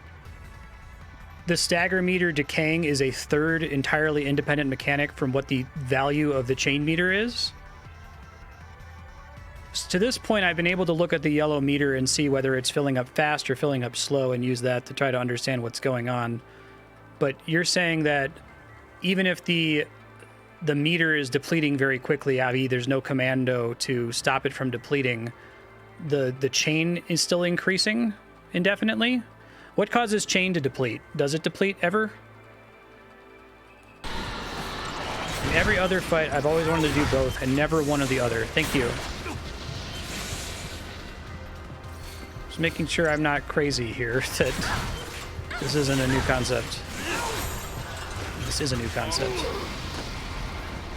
Don't give up. I appreciate it.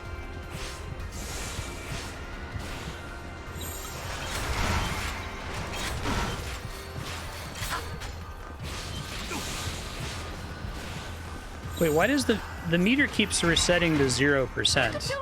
But then I'll hit it and it looks like it catches up to what it was before. Has that always been the case, or is that a specific mechanic for this boss?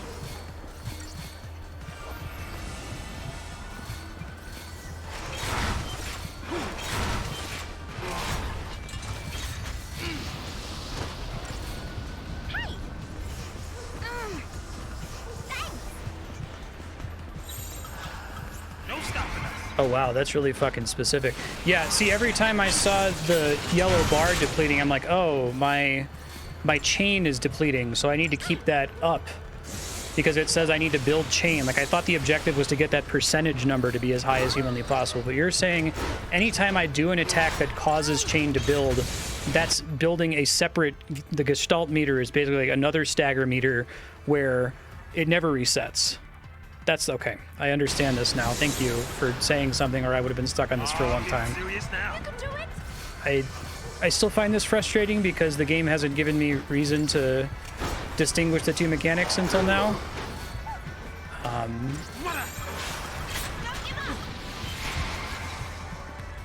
But at least I get it now.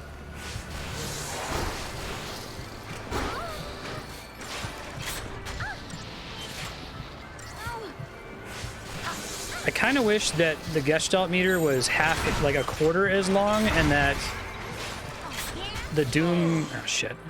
The Doom counter was a quarter as long, because the fight's just long enough that it's hard to tell that you've already failed. Okay. I think I understand what to do, though. Maybe. I don't know how much time I have to dick around healing.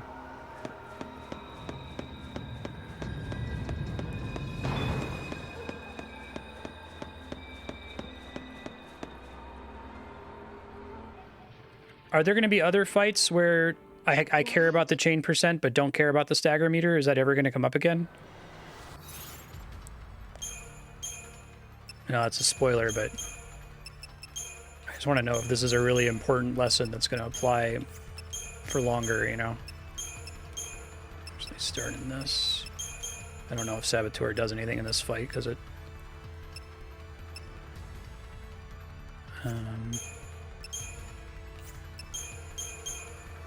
There's another fight like this that's going to require it. Okay.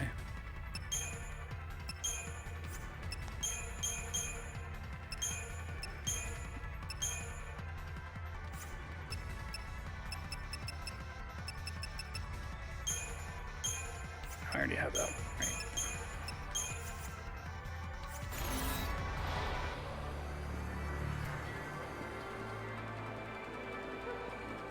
So why would that change anything?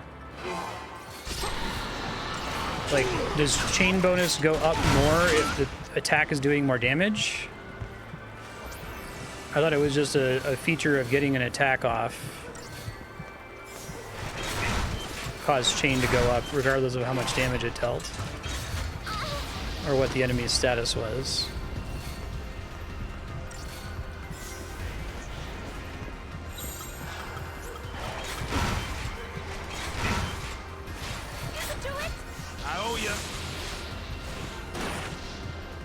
Yeah, if that's affecting, I can't tell right now, at least.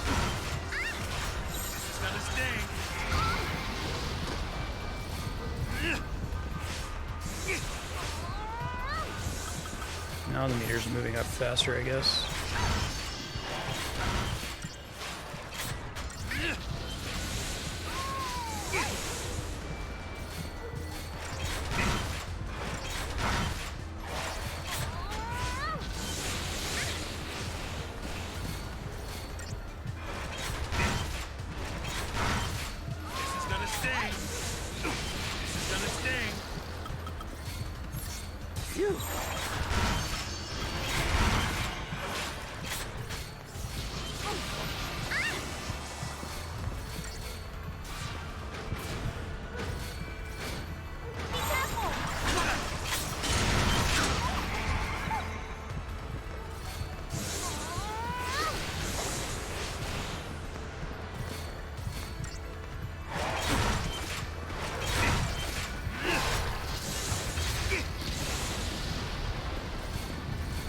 Seems like it's maybe possible.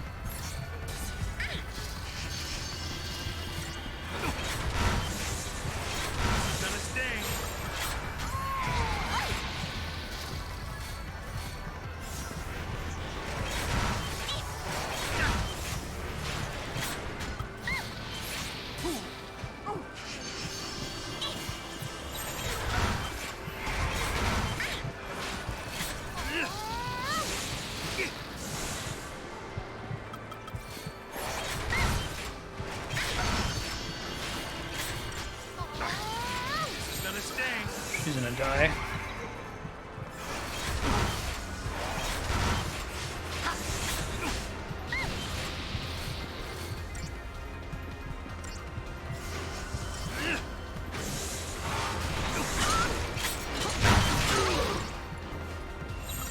No stopping us.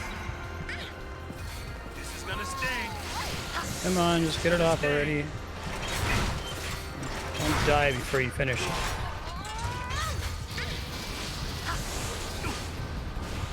Just has to reach the word Gestalt, right? I hope. God damn it. Guess Daddy's not gonna make it home.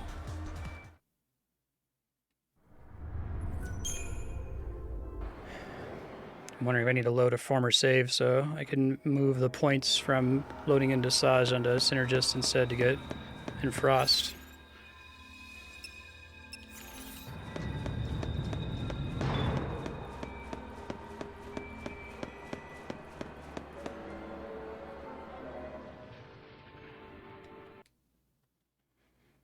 Oh, button prompt, right.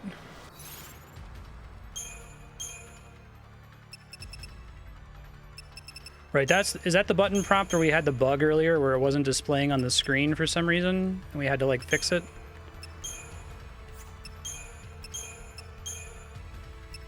Okay, well. Thanks, I hate it.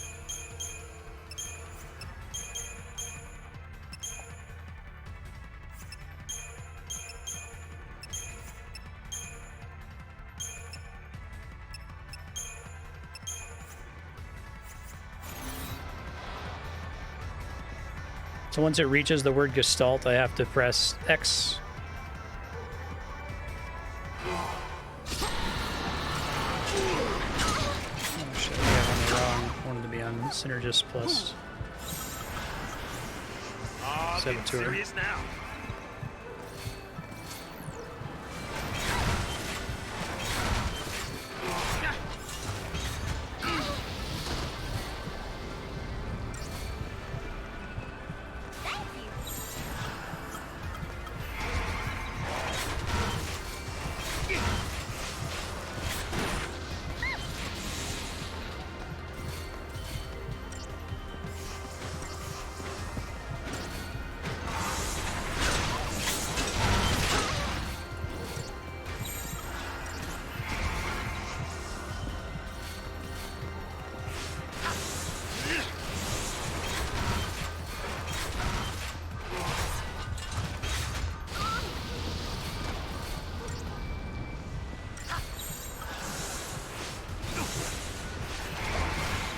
I don't know if that last attack got off or not. I appreciate it.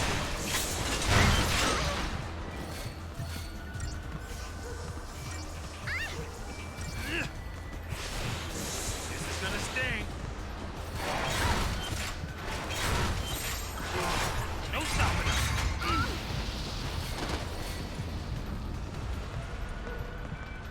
Yeah, I thought that too. I wasn't looking for like a button press. I also forgot about the button press, but great. Freed.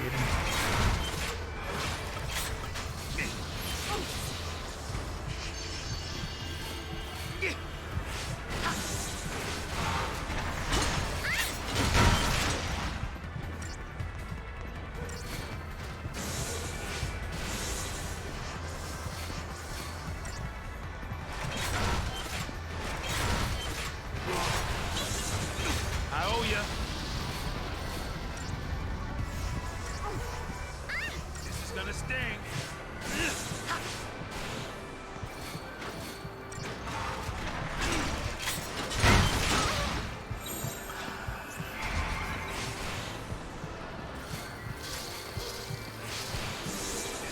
sting.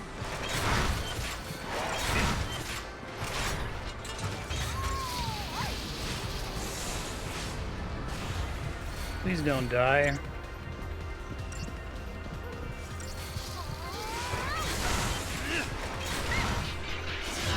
First try.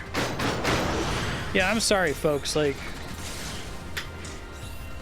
I understand that was supposed to teach me something, and I'm okay with there being no difference between, like, mechanic A and mechanic B, and then later in the game there being something that teaches you the difference between mechanic A and mechanic B. And I share some of the responsibility for being bad at that fight, but I don't know. I feel like the game didn't do an adequate job of preparing me to know how to do that. I feel like chain bonus, that number has meant nothing. Like, it's just been another way to represent how big the yellow bar is up to this point, right?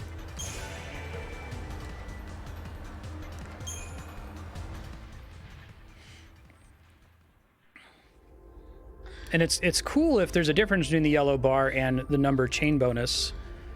I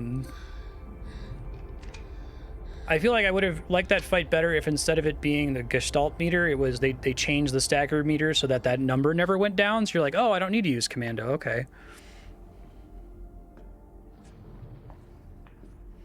Oh, fucking sick, Ravanon. Cool. Cool and rad. I mean, I haven't really not been leveling it. It's just I've been in situations where I needed him on commando and he was paired with her before. I could have dumped everything into Synergist here, but I had no way of knowing there was a boss fight coming up. Things can be excused. Shooting kids ain't one. I worry that this fight is probably a hindsight bias thing for people who've already played the game and understand how it works. They're like, well, how do you not get chain bonus? It's like, it literally hasn't mattered up to this point. Up to this point, there's been a yellow bar. Is the yellow bar going down? That's bad, right? Press the buttons that make it not go down. And it's alarming to hear that there might only be one other fight in the game where the distinction matters. Enough. That's dark. Is enough.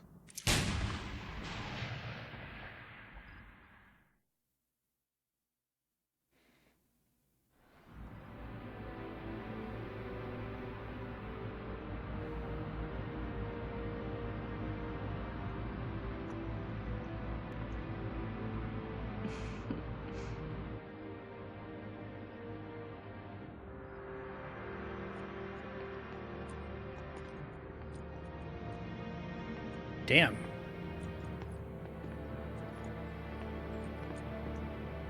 Cool prisoner costume.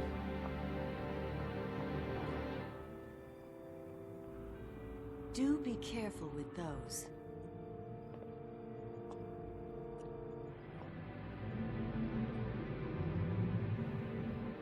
His head really took from getting shot at point blank range really well. There's a perfect tool.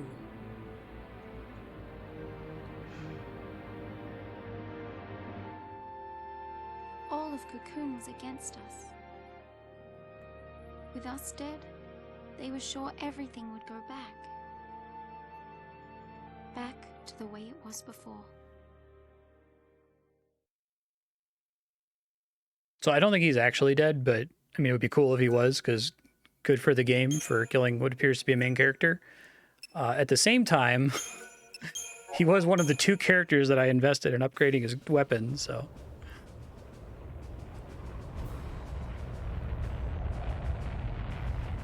You didn't really have that level of opportunity cost if you spent too much time leveling up Eris, huh? There she is, the Palamecia, pride of the Sanctum Sky Fleet.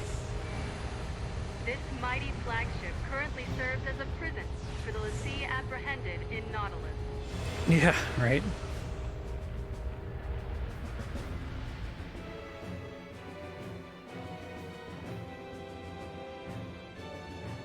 Oh, hey, the Lindblom.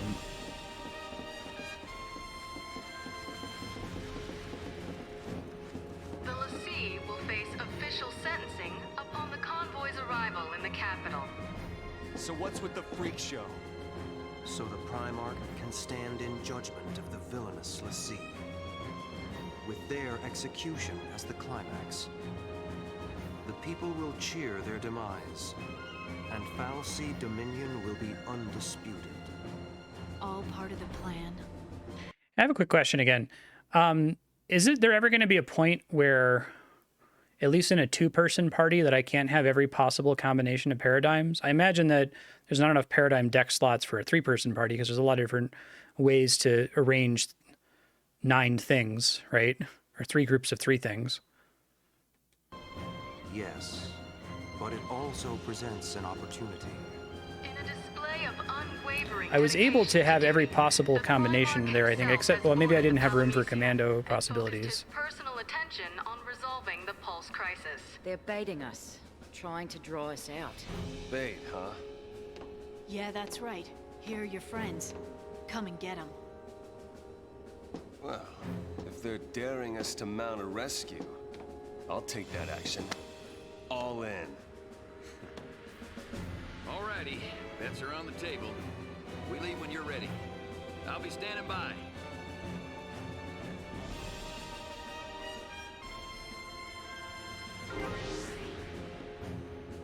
Instrument of Wrath. New merchandise available. Still not the thing I need.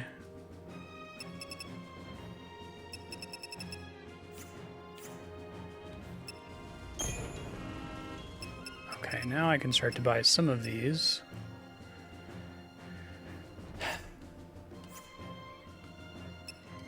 This is so utterly baffling to me, like... These all... Maybe there was some version of the game where these all did different things in the crafting system. They all basically just generate XP, right? And so there's just one that is the most efficient per kill. Why are there so many of them? I guess to have enemies drop different things?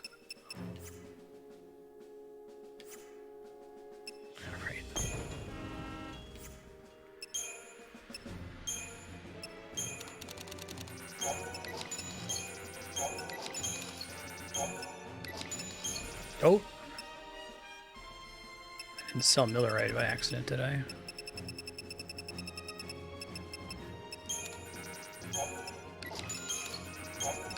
feel like those shouldn't be in the same menu.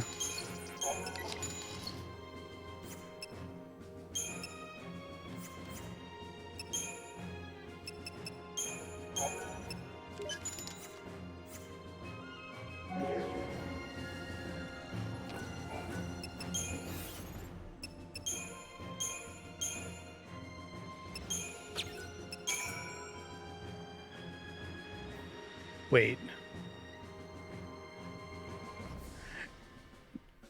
Did it get worse, or does it just have more growth potential now? I saved before I touched this, didn't I?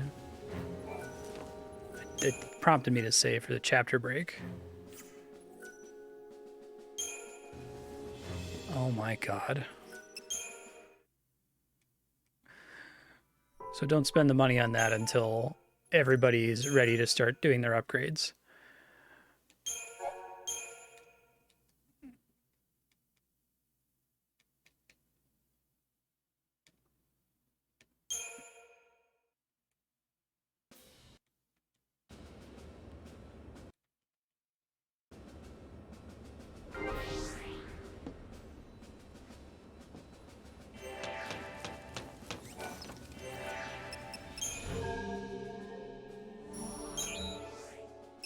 Painkiller mallets.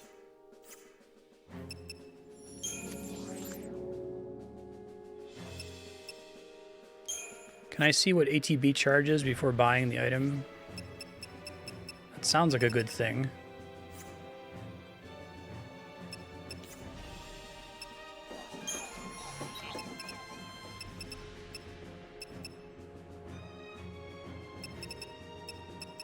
So it's like straight up a waste to put any materials into upgrading the iron, silver, or tungsten bangles, and possibly also the titanium bangle, because there might even be a super titanium mithril bangle or something after this. Or can I like convert them into the next level by putting enough points into them? This just seems like dirt cheap compared to the amount of resources I'd have to pump into a tungsten bangle.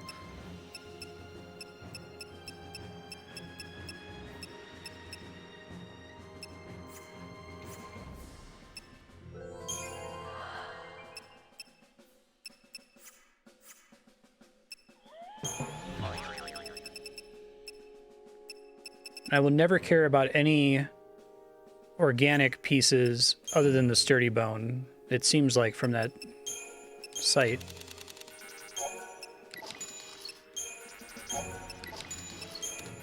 Sounds right.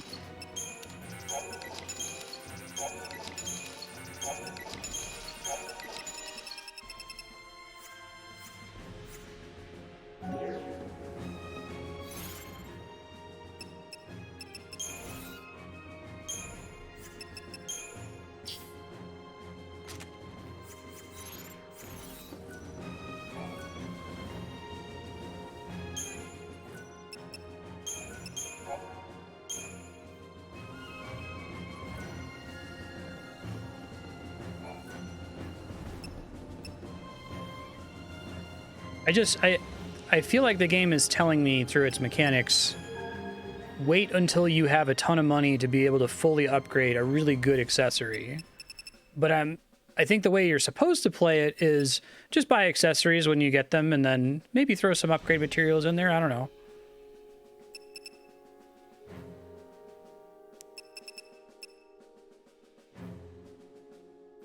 Use the other piecemeal. Adds complexity for not a lot of saved cash. Okay.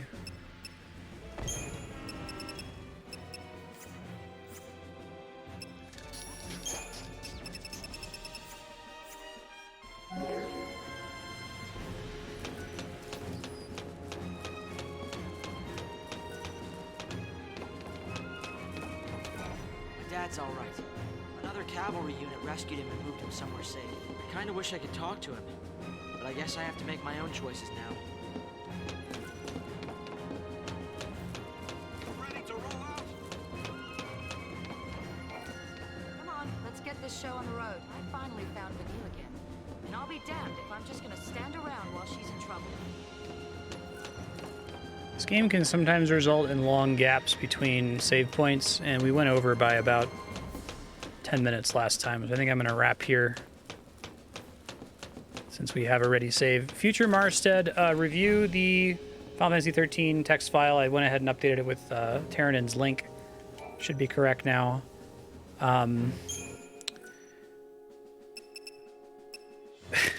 Good luck.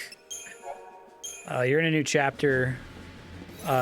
You cannot sight read this game. Think of this game like Shin Megami Tensei, but instead of Shin Megami Tensei telling you in the first couple random battles, fuck you, this game doesn't tell you fuck you until 16 hours in. You get to mash A for 16 hours and think that it requires no brain power. And then it requires a little spike in brain power at about the 12-hour mark. And then you'll suddenly get fights where, like, you didn't have the right deck of cards when you started it and you just lost. So remember that that's the case. And don't keep hitting your head against a boss fight if it looks like it's not going to work, because it's probably just not going to work.